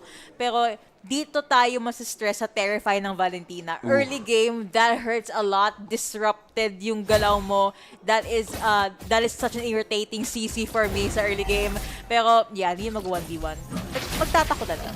Oo. Pero nakuha pa ni Sans yung crab, XP crab na yun. 90 seconds heading to the turtle. Pero mukhang yung mga junglers, hindi naman na-delay sa timing. Pero Hirara, si Kyrie pa level 4 pa nga lang. Pero di nila alam, nandito si Zar Egoist. Hello, perfect match again. Pero hindi ito magkoconnect kay Sans. Instead, nakuha ni Sans yung Fatal Link from Sawo multiple times. I just know laging lalaban si Sans dyan. Or kay Kid Bomba kasi okay naman yung tone as well. Kami natanong sino pa nanalo between Falcons and YG. YG 3-2. Ngayon, 1-0 for Team Spirit. That's will be the stun collecting on to everyone. At syempre Kid Bomba will jump in as well. Hiko with the blazing duet. Nakuha ni Sir si Kiboy and the Turtle. Well, rather kay... Uy, nakadalawang kill si Hiko doon early game. That's pretty good. That is quite the lead for Team Spirit. Although, hindi pa naman ganun kataas yung lead. Sawo is everywhere. Feeling ko, this is what Kiboy wanted to do ng game number 1. Yes. And nakikita na natin sa replay na to, parang bowling nga lang. Daytona's welcome on to 3 members of ONIC Indonesia. Though nakuha nga nila yung turtle doon, na-punish naman sila sa trade-offs, losing their XP laner as well as their roam. At ito pa rin, tuloy pa rin yung pressure na binibigay ng ONIC dito. Overstaying is welcome. Kid Bomba, nagtipi na lang doon kasi alam na niya wala na siya mapupuntahan. Kundi, recall naman talaga, pati papuntang sa base, pero patay lang. Tama. Mas mabilis lang. Tapos you have to wait 5 seconds bago ka makabalik. Hiko almost cleared yung gold plating ng turret ni Kelra dito.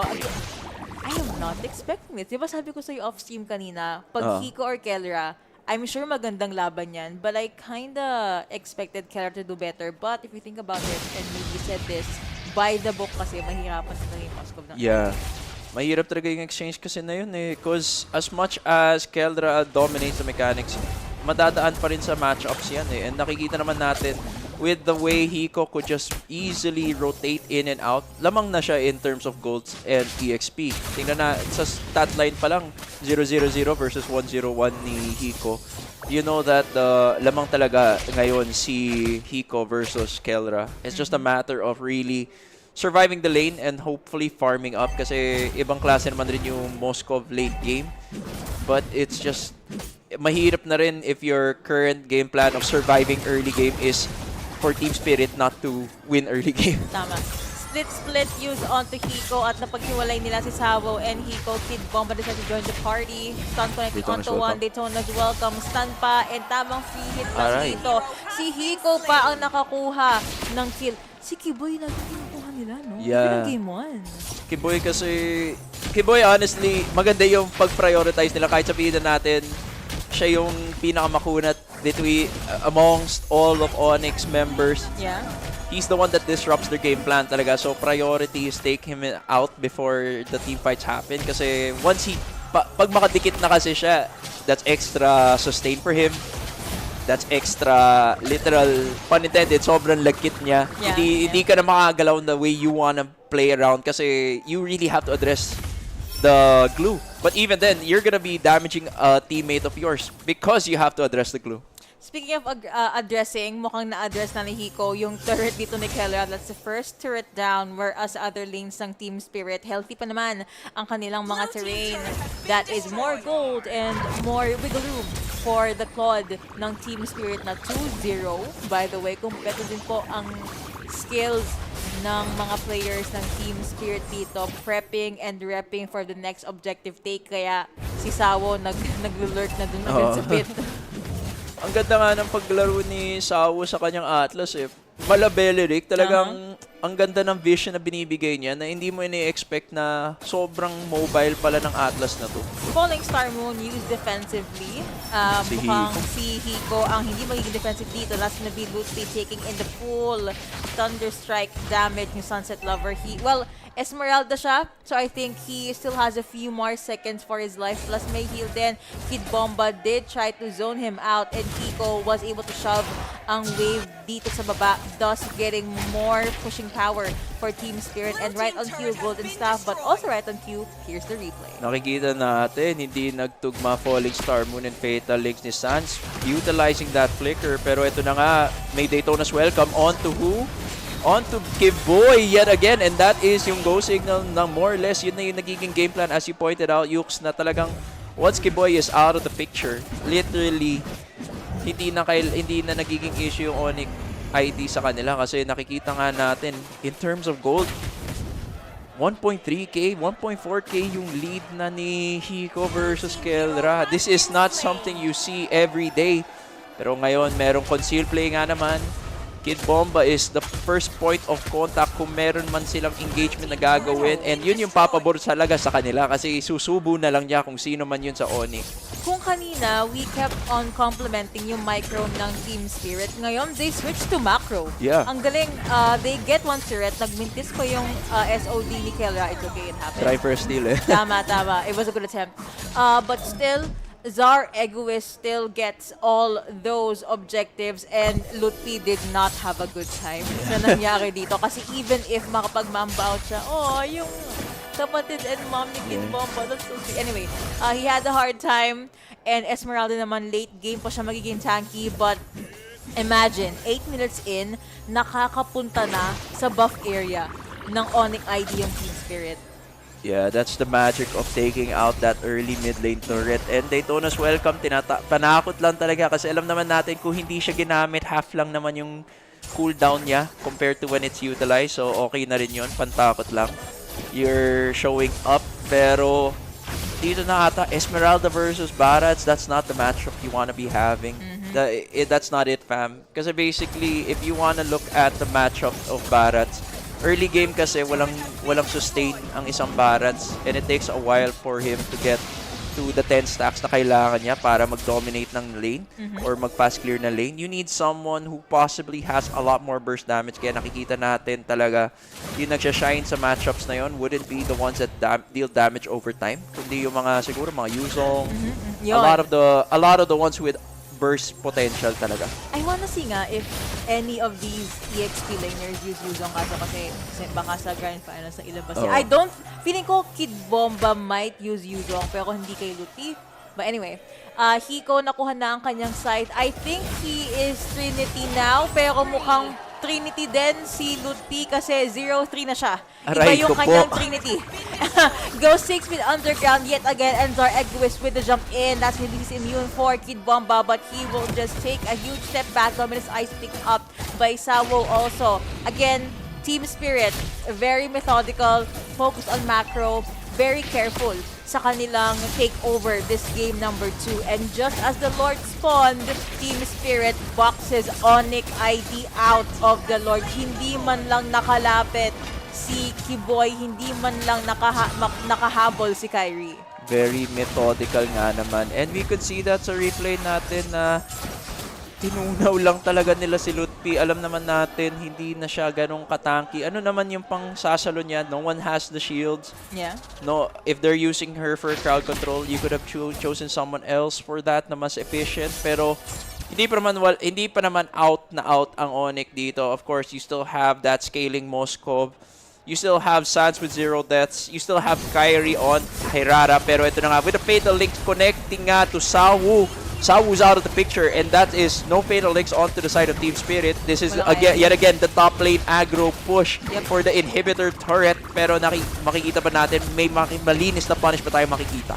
Parang wala na muna, Team Spirit really just focus on the turret take, and habang focus si ONIC ID, tingin kayo sa baba, kinuha na ni Czar Egoist yung buff just to really starve Kyrie in further. This kind of rotation, this kind of discipline is really visible sa side ng Team Spirit ngayon. Kelleran, ako po, mega kill kasi doon dumikit ang deadly magic ni Czar Egoist. 4-0 ang Harley na to. May Genius Wand na siya kanina pa, kaya ang sakit na din ng damage output ni Czar Egoist. Yeah, and this is, ito yung na-experience na natin ng Team Spirit. Yet again, parang sa game number 1 natin, you really have to have that early game. You have to have a game plan to address the early game ng Team Spirit kasi knowing full well, apakasakit nila with that burst camp from Czar Egoist taking Sans out pero tuloy pa rin. May blazing potential BMI in si Hiko.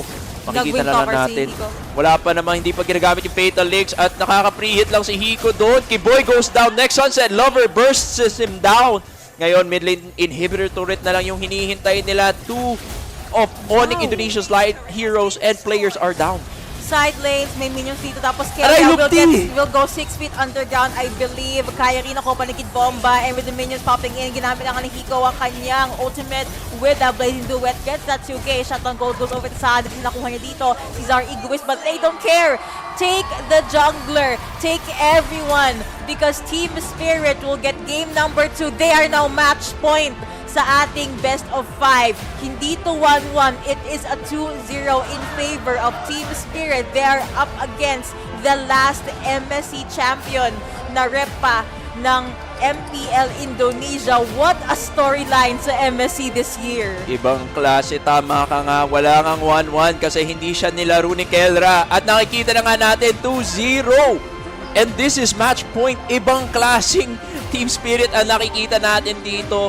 This is the power of a great draft. And nakikita na nga natin, pressure is on ONIC. And it's game number 3. Kung kaya ba nilang i-activate yung ONIC time. Tingnan natin, it's ONIC time na nga ba? Kasi hindi naman sa pinupulit ko yung viewers natin. Nung series number 1 kasi, 2-0 YG, tapos napag-game 5 ng Falcons. Tignan natin kung magagawa to ng ONIC ID from Indonesia. But we're gonna be hopping into a very short break. I don't wanna jinx it just yet. Let's just wait and see what we will see sa ating game number 3. Bye-bye!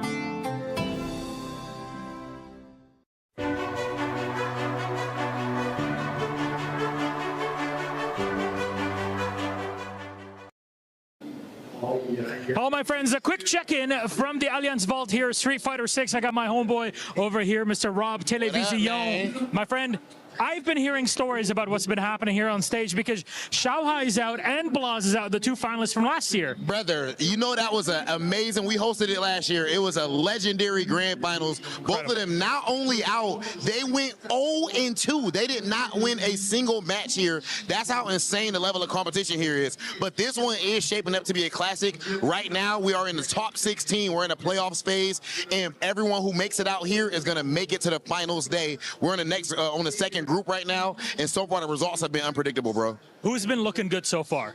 Is Punk still goodness. in? Okay. Did he sit down? Punk. Oh, did he sit down this time and make sure he was locked in? Well, he did make sure he sat down, but unfortunately, he had to sit down for good as far as this tournament because even the Alpha himself went 0-2 in this event. But as far as somebody that's looking good, a player to look out for, Cryme from Chile, only 15 years old, and he is representing Team Falcons here. From Chile, that young, and he has already made his way all the way to the top 8, taking out Titans. It's one of the beautiful things about Street Fighter, bro, the generations. You have a 15-year-old playing against a 40-year-old. That are literally decades in between players in here. It's an OG game, if anything, in terms of competition. Thank you very much, my good friend Rob. Appreciate you. Oh, man, it's good to see what's been going on all over EWC. I'll send it back.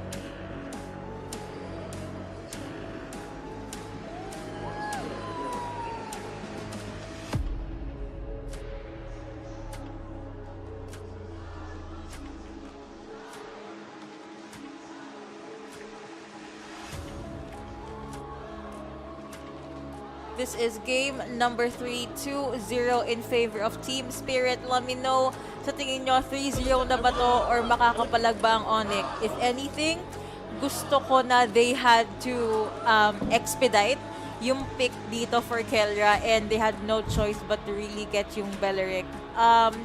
First YSS for this series and for the entire day. Alam ko kanina sinasabi mo na may abyssal arrow, boss. Yeah. Kanina sinasabi mo na pwedeng mag-YSS si Kyrie, but he is a lot more comfortable sa Harith natin. Do we believe in Hiko's YSS? This is possibly pa rin pwede pa rin ilagay ito sa jungle. Because I know that Zar Egoist plays a mean YSS as well. Which means open ulit sila sa fighter code lane. Oh yeah. Pero sino ba ilalagay mo doon? There's Ruby, there's CC. Pero Freya and Pakito are nowhere to be found na. Maybe a Sora, actually, oddly enough, pwede pa nga mag-Sora gold lane. Pwede kung nasa hero man ni Hiko, right? Yeah. It's not impossible. Alam ko kanina habang break, we also touched up on there's better heroes for Lutpi.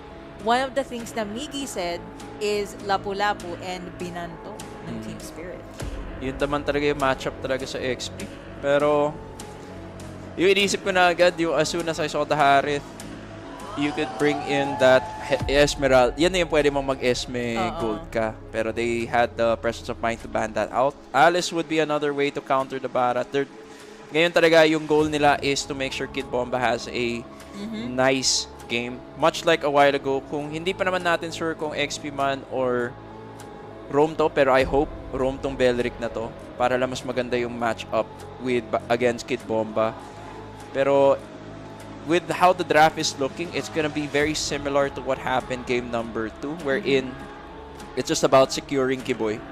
Making sure Kiboy is out of the picture before having those engagements. And we are still waiting sa hero ni Kiboy dito.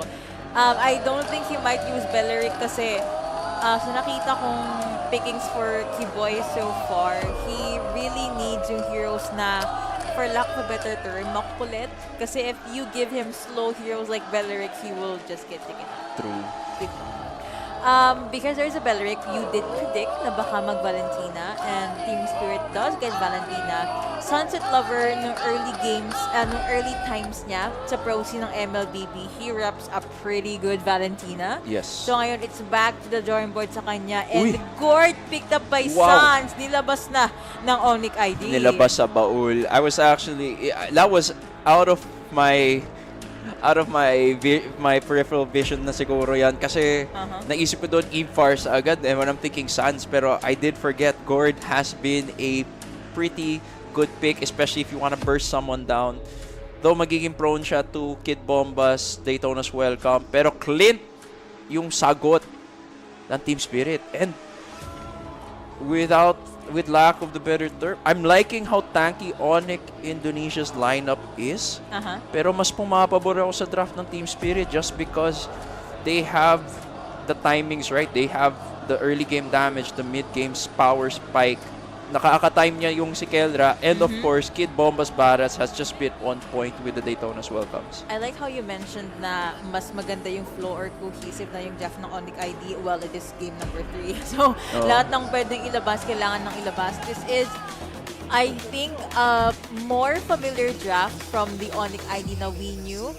And because their bans are reactive to use yung term na ginamit ni Brokey kanina, or was it you? I forgot. Yeah, dalawa lang naman kaya 50 chance. I guess that is a little, it gave TS a little bit of a difficult time kasi kailangan nilang maglabas ng iba pa nilang combination. Nung akala ko personally na YSS na gold lane, naging jungler dito for Zar Egoist, kaso kasi pag Hirara versus YSS versus Kyrie all the way. Yeah, of course. Pero ngayon talaga, it's a matter of scaling and nakita na naman talaga natin that parang nilista na ng Team Spirit yung playstyle ni Kyrie sa Hirara niya kaya lagi sila nakakasagot eh. And with that, kaya lagi mas maaga nga yung pagka-level 4 nga ni Zar Egoist compared to him. But we'll see. This is a flicker used already on Sunset Lover. Deja vu tayo, mapa-first blood na naman siya. Yeah. That was 3 guys onto 1. Walang makunat sa marami at mabibigyan pa ata si Sawu dito. And Kyrie, that is the start you wanna be having with Hirara. Okay, that's the game. See you again. Joke lang. Sorry. So mga fans of Kidding Team Spirit, aside. joke lang. We're just kidding. But ideally, yan ang best start for Ahirara indeed. And especially for ONIC ID na they are the one na kahit medyo kailangan humabol si isa to. Plus the other one, immobilize na kasi Hiko. Galit! Kyrie is now on a killing spree. 1 minute or all under 2 minutes. 3-0 ang Hirara na to. I wanna see his items, I wanna see his gold, but because you got an early lead, you got an early killing spree, you are susceptible sa shutdown agad, and we don't want that. And alam naman natin, hindi naman ganun kadali i-shutdown pa rin naman si Kyrie. Pero eto na yon, if kailangan mag-build ng Sky Piercer, Kyrie. Yep. This is the game to be building it ASAP. Get it? Di ba nga sabi natin, pagkatapos ng game number 2, nung Series 1, pagka 2-0, biglang nag-2-1, naging 2-2, then nag-3-2. Oo nga eh. Kaya natin kung gagayahin yon ng ONIC tsaka Team Spirit, but with Turtle already up, Team Spirit na una dito, Sun already on 2+, na-flicker in, sige bomba, kumonekta dito ang so much welcome, na-shutdown! Yung gold na punta pa kay Sar Egoist, Kid Bomba taking all the damage, he does get stunned because of the projectiles coming out from Sun, pero Kid Bomba goes 6 feet underground, kill goes over to Lupi, pero ang turn na pupunta pa din kay Sar Egoist, damang first ginamit ni Kenra, and he was able to corner not 1, but 2 members ng Team Spirit and Sunset Lover, mukhang nag-sunset talaga ang kanyang buhay, and even Hiko, but because he is a Clint, medyo mas may safety net siya to jump in and out. Luti with the slow, with all the setup. Nakuha pa dito ni Sawo. Fatal Link and the horse. Mukhang Bojack Horseman ka muna. Apakasakit nga noon na parang mala Bojack the Horseman nga. Yes. Sino ngang liligtas sa sarili ko kung hindi ko maligtas ang sarili ko? Wow! Ayun na nga, yun yung nangyari doon. At nakita na nga natin with a glorious pathway to set it all up as a counter-initiate for that Daytona's welcome. Kyrie was taken out of the map, out of the land of Dawn, at si Zar Egoist pa nga yun nandun. Pero maganda nga naman yung pag-connect ni Kelra doon, being able to join that team fight early on, pero ito na nga, nasuklian pa nga. And much like our replay, meron na naman, Kelra connects yet again with that Zaman Force, pero ito na, makakaalis pa ata siya mabuhay, and they do take Sawo out. Yep, never mind. Hiko forced to use Flicker just to survive. Zar Egoist also mukhang nakuha ni Luti. That was a very good initiate and pick up from Kyrie kasi fresh from shutdown siya, but that's okay. He still made things happen. Ano nga ba nangyari doon sa replay? Nakita na nga natin doon with a rat to the drive to set everything up. Sawo was forced to flicker out trying to survive, pero Kelra with the Zaman Force able to connect. And ngayon, talagang back and forth na lang nakikita natin exchange, though. Doble na nga yung kill score ng ONIC versus Team Spirit. 6 and 3 on the board, but the gold lead did go over to TS because nakuha ni Zar Egoist yung turtle natin. Ano daw yung standing? 2-0 po, Team Spirit. Hello. Kid Bomba, nagkakatch ng lane. That's probably why. He helped me up to the team and game 1 and 2. Anyway, the more. Vision given from Kid Bomba. If anything, feeling ko this is Sanj's time to shine. Pag mga gantong laban, you would want nag-board lalaban talaga. That will be the flicker use at nag-ultimate din siya. That will be the laser to the face ng Octopus dito for Sawo. Tirate sa turtle na nakuha ni Zar Egoist. Taunt connecting onto Kid Bomba. Nag-ultimate ng Rat Giant as well as Zaman Force. And Kyrie was able to pick up the kill dito kay Bomba. Ayun lang, the bomb has been defused kasi we saw during that engagement, nagmintis yung Daytona's welcome ni Kid Bomba, pero tinuloy pa rin niya, kinumit niya. But without the mobility nga naman of his hero's toolkit, he was forced to flicker over the wall. Pero alam naman natin with how mobile ONIC ID's lineup is, you really have to respect how much they can connect further and further. And speaking of connection, ayun na nga, si Kyrie ay nabigyan with the synchronicity na pinapakita ng Team Spirit. I gotta say this, that's amazing kasi na-call agad ng Team Spirit yon. Wow! That's my reaction. Wow. That's really perfect match. At connecting onto the fatal link. Nako po si Sans na wala dito. Kill going over to Hiko as well. Now, 2-1 ata. I believe yung flip natin or just 1-1. We'll see late kasi lagi update ng mga skills dito. Demon Force being committed by Kelria again at mukhang mapipilitan ang Team Spirit to jump away. Nag-purify nga dito si Kelra. That means it is Daytona's welcome down. Pero habang may laban pala sa baba, Zar Egoist makukuha yung mid lane turret. Nakikita na nga natin, as much as that is an advantage for Team Spirit, doon sa kanilang pagtatagpo, nakikita natin dito, that was using a double fatal links at tumugma na nandun si Hiko with the burst damage as a way to follow up or at least prevent any more pain. No more pain. Kailangan talaga mag-rattle the Dryads doon, but of course, napuruhan pa rin yung ONIC. And nakikita natin, lamang na lamang, not just in gold, in map control, and of course in levels. Because Kyrie right now heading towards level 11 pa lang, pa-level 11 pa lang, pero pa-level 12 na si Zar Egoist. He'll probably get to level 12 easily, and YSS that is a problem. Yes, again, his first dibs. Now, possible feed does get frozen, pero hindi naman nawawala. Everyone is still alive. Vision given for Team Spirit. Mukhang ONIC has no choice but to raise the white flag for now. May natanong dito, championship na po ba to? Hindi po, semifinals. Kung sino po mananalo dito, makakalaban ng YG ng Yangon Galacticos tomorrow sa ating best of 7 sa Grand Finals. And all the while, with that anticipation, naririnig natin yung sigaw talaga ng arena. They're one win away. Alam mo, sabi ko nga, if anything, if manalo Team Spirit, iniisip ko, 3-2 man lang, but they're repping for the 3-0. Exactly. Talagang, it's the draft. A big part of our meta right now is the draft, and that's how crucial it's been. So shout out talaga kay Coach Coldstar. Apakaganda ng draft. And turns out the heroes that needed to be addressed or yung mga considered threats have not been the threats. Turns out it was in fact Sawu and Kid Bomba yung kailangan mong i-address. Lutpi pa yung nakuha. Lutpi and Kiboy is having a hard time since game number 1, and ONIC ID, they have no other way to save their teammate. That is 14 seconds na walang glorious pathway, walang law and order. The moment Team Spirit got the kill sa ating gold lane, rotate tayo agad sa mid and sa EXP lane. Mismo, kung walang law and order, ang hinahanap nga naman ng Team Spirit dito ay either away or gulo. At ito nga yung pinili nila. Away at gulo pa nga pinili nila kasi Holy Shield has been popped. Lumiit ng lumiit yung mapa. Ano na yung magagawang impact ni Kelra? Kelra has been having a great lane. Though nakalbo na nga yung lane niya. Yung quick adjustment na ginawa ni Hiko doon, kung nabubugbog ako sa lane, sumama na lang ako sa mga kakampi ko.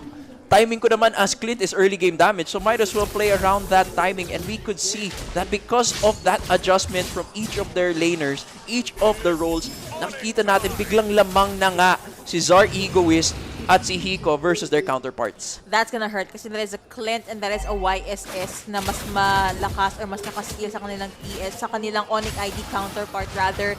Supporters ng Team Spirit, they are now hoping and praying kasi they are 1 or 2 team fights away from getting the victory, and nakuha pa ng Team Spirit non-contested ang Lord Basic Projectiles being used by Suns, pero wala na atang nagagawa to for Team Spirit. The waves sa mid lane are cashing in. Kid Bomba nakukuha pa ang jungle area sa ONIC ID. Slowly but surely, the lanes and all the stars are aligning for Team Spirit. Nakikita natin, nag-aabang sila sa Lord, which is gonna come up in right about now. At nakikita na natin with the vision that Sawu is giving. Sobrang solid talaga ng vision na pinibigay talaga at information na binibigay ni Sawu. But all the while, ONIC Indonesia, they're backed into a corner. Talagang no choice sila but to play the high ground defense. They do have a strong enough high ground defense, especially with the Gord, yung Mystic Gush nga naman niya, and the Zaman Force burst potential. May access na, halos magkaka-access na to Unli Dash naman si Kelra. Only time can tell. Ang sakit pala, 2K, yung gold lead ni Zar Egoist against Kyrie. Nasa Hirara. Again, napakataas ng mechanics for that hero. Sa with the perfect match, medyo napaakay si Kelra, but he is A-okay. Nakapasok na ang Lord, but hindi naman aim ng Team Spirit na mabasag muna ang base. They just want to clear the turret. Sunset Lover nag-aabang lang. I mean, I could get Rapid Dragon.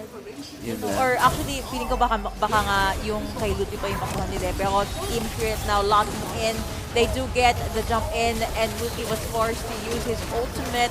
Meron pa din naman Mystic Gush coming up from Suns, but ONIC ID, they don't know what to do at this point. First time natin makikita that the interaction, the first inhibitor to go down is the mid lane. Pero ito na nga yung napapakita ng Team Spirit. Controlled aggression is the name of the game. Nakikita na natin slowly ONIC Indonesia trying to find ways to stay in the game. Pero if your only win condition is to wait for Team Spirit to make a mistake, it's gonna be a hard ask with how cleanly Team Spirit is playing this game. Highlight talaga ang how clean they are playing right now. Mystic Gush na gamit na, pero Hiko, napakasakit, forcing ONIC ID to go back. That's hindi Rattle Dryad connecting onto, well, may tatlo, pero kasi nawala. And with that, them of course has been used by Kelra. But it looks like ONIC ID nadadapa na. Sawo does get taken down by Kyrie. May waves sa mid lane, and Team Spirit, they did lose one. Pero makukuha ang buff ni Kyrie kasi walang magagawa ang ONIC for now. They need to shove the lane sa mid lane. That is more or less kahit even trade na yun. That would have been a good, that's still an exchange that went to the side, or it favored ONIC Indonesia. It keeps them in the game kasi it just means that there will be no sets coming for them till the next Lord. Right now, it's really about managing those waves, making sure they are at an advantage when they take this Lord dance. Pero buti na lang, long lane nga naman is equalized. But only time will tell kung sino man yung hahawak ng Lord na ito.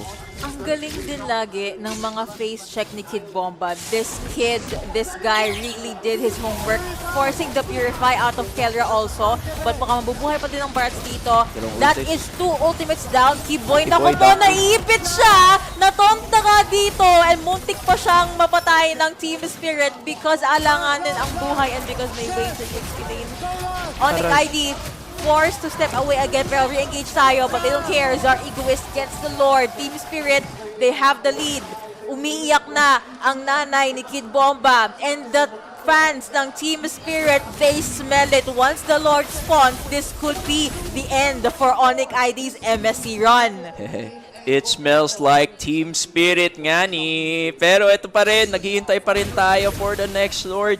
Because of the usage or inefficient usage ng ONIC ID dun sa kanilang pag-ulti.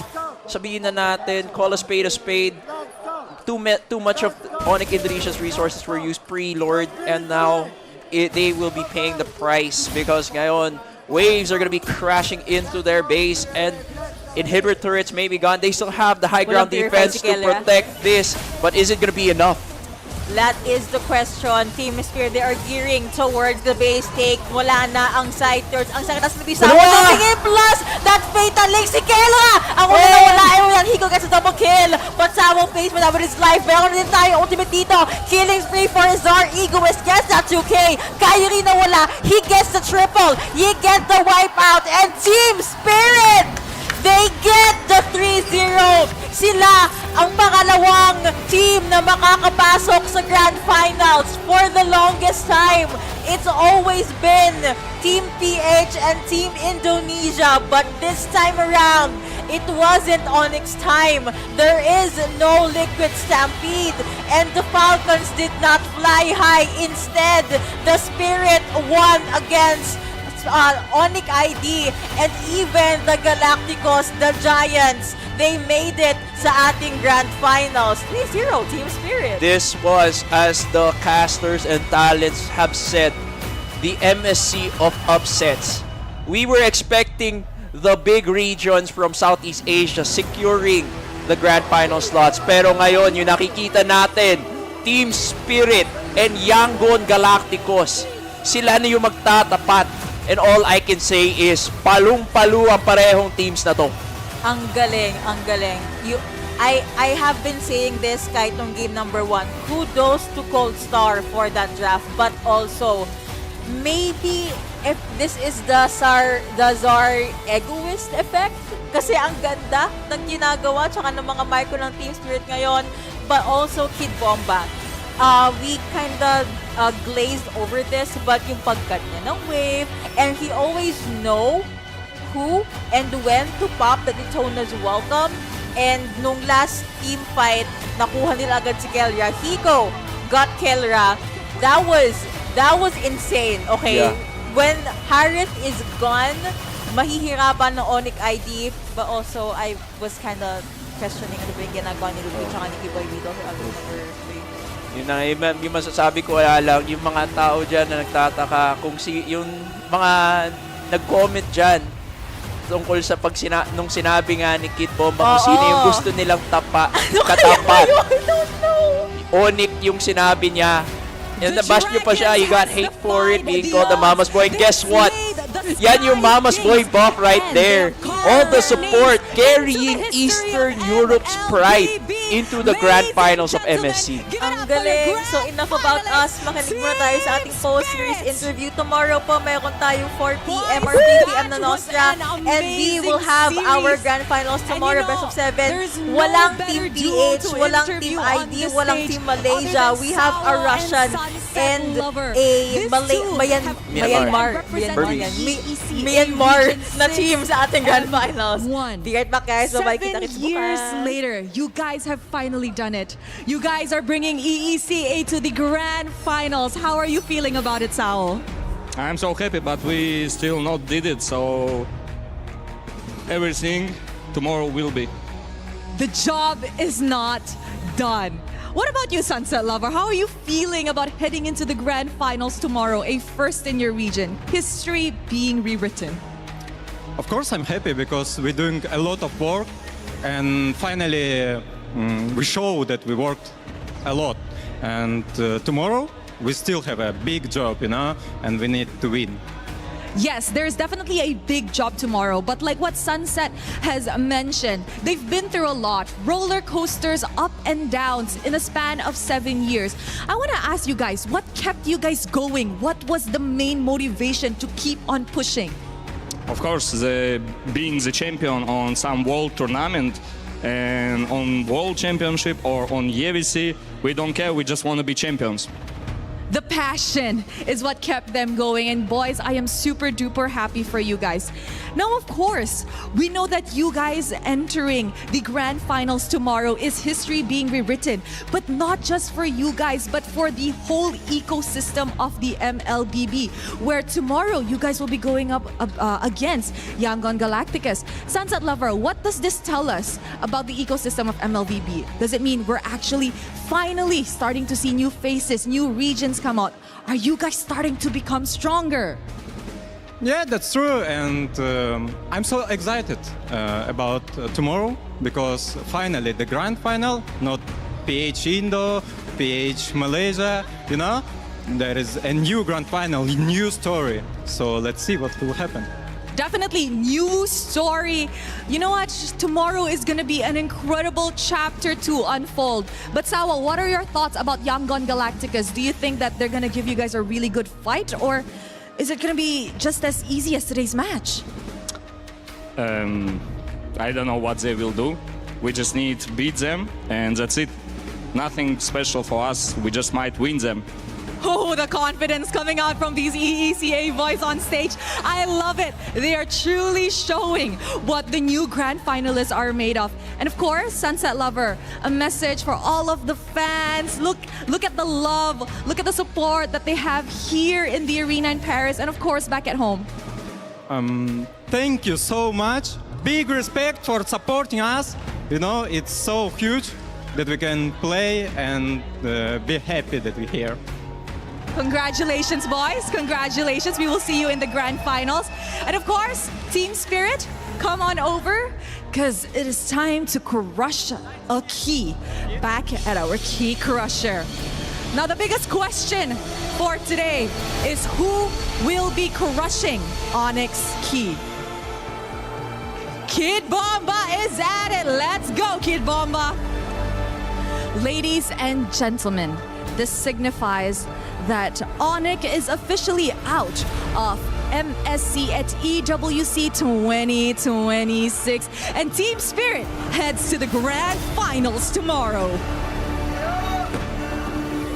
History has been made for the world of MLBB. With that, let us show it to the desk.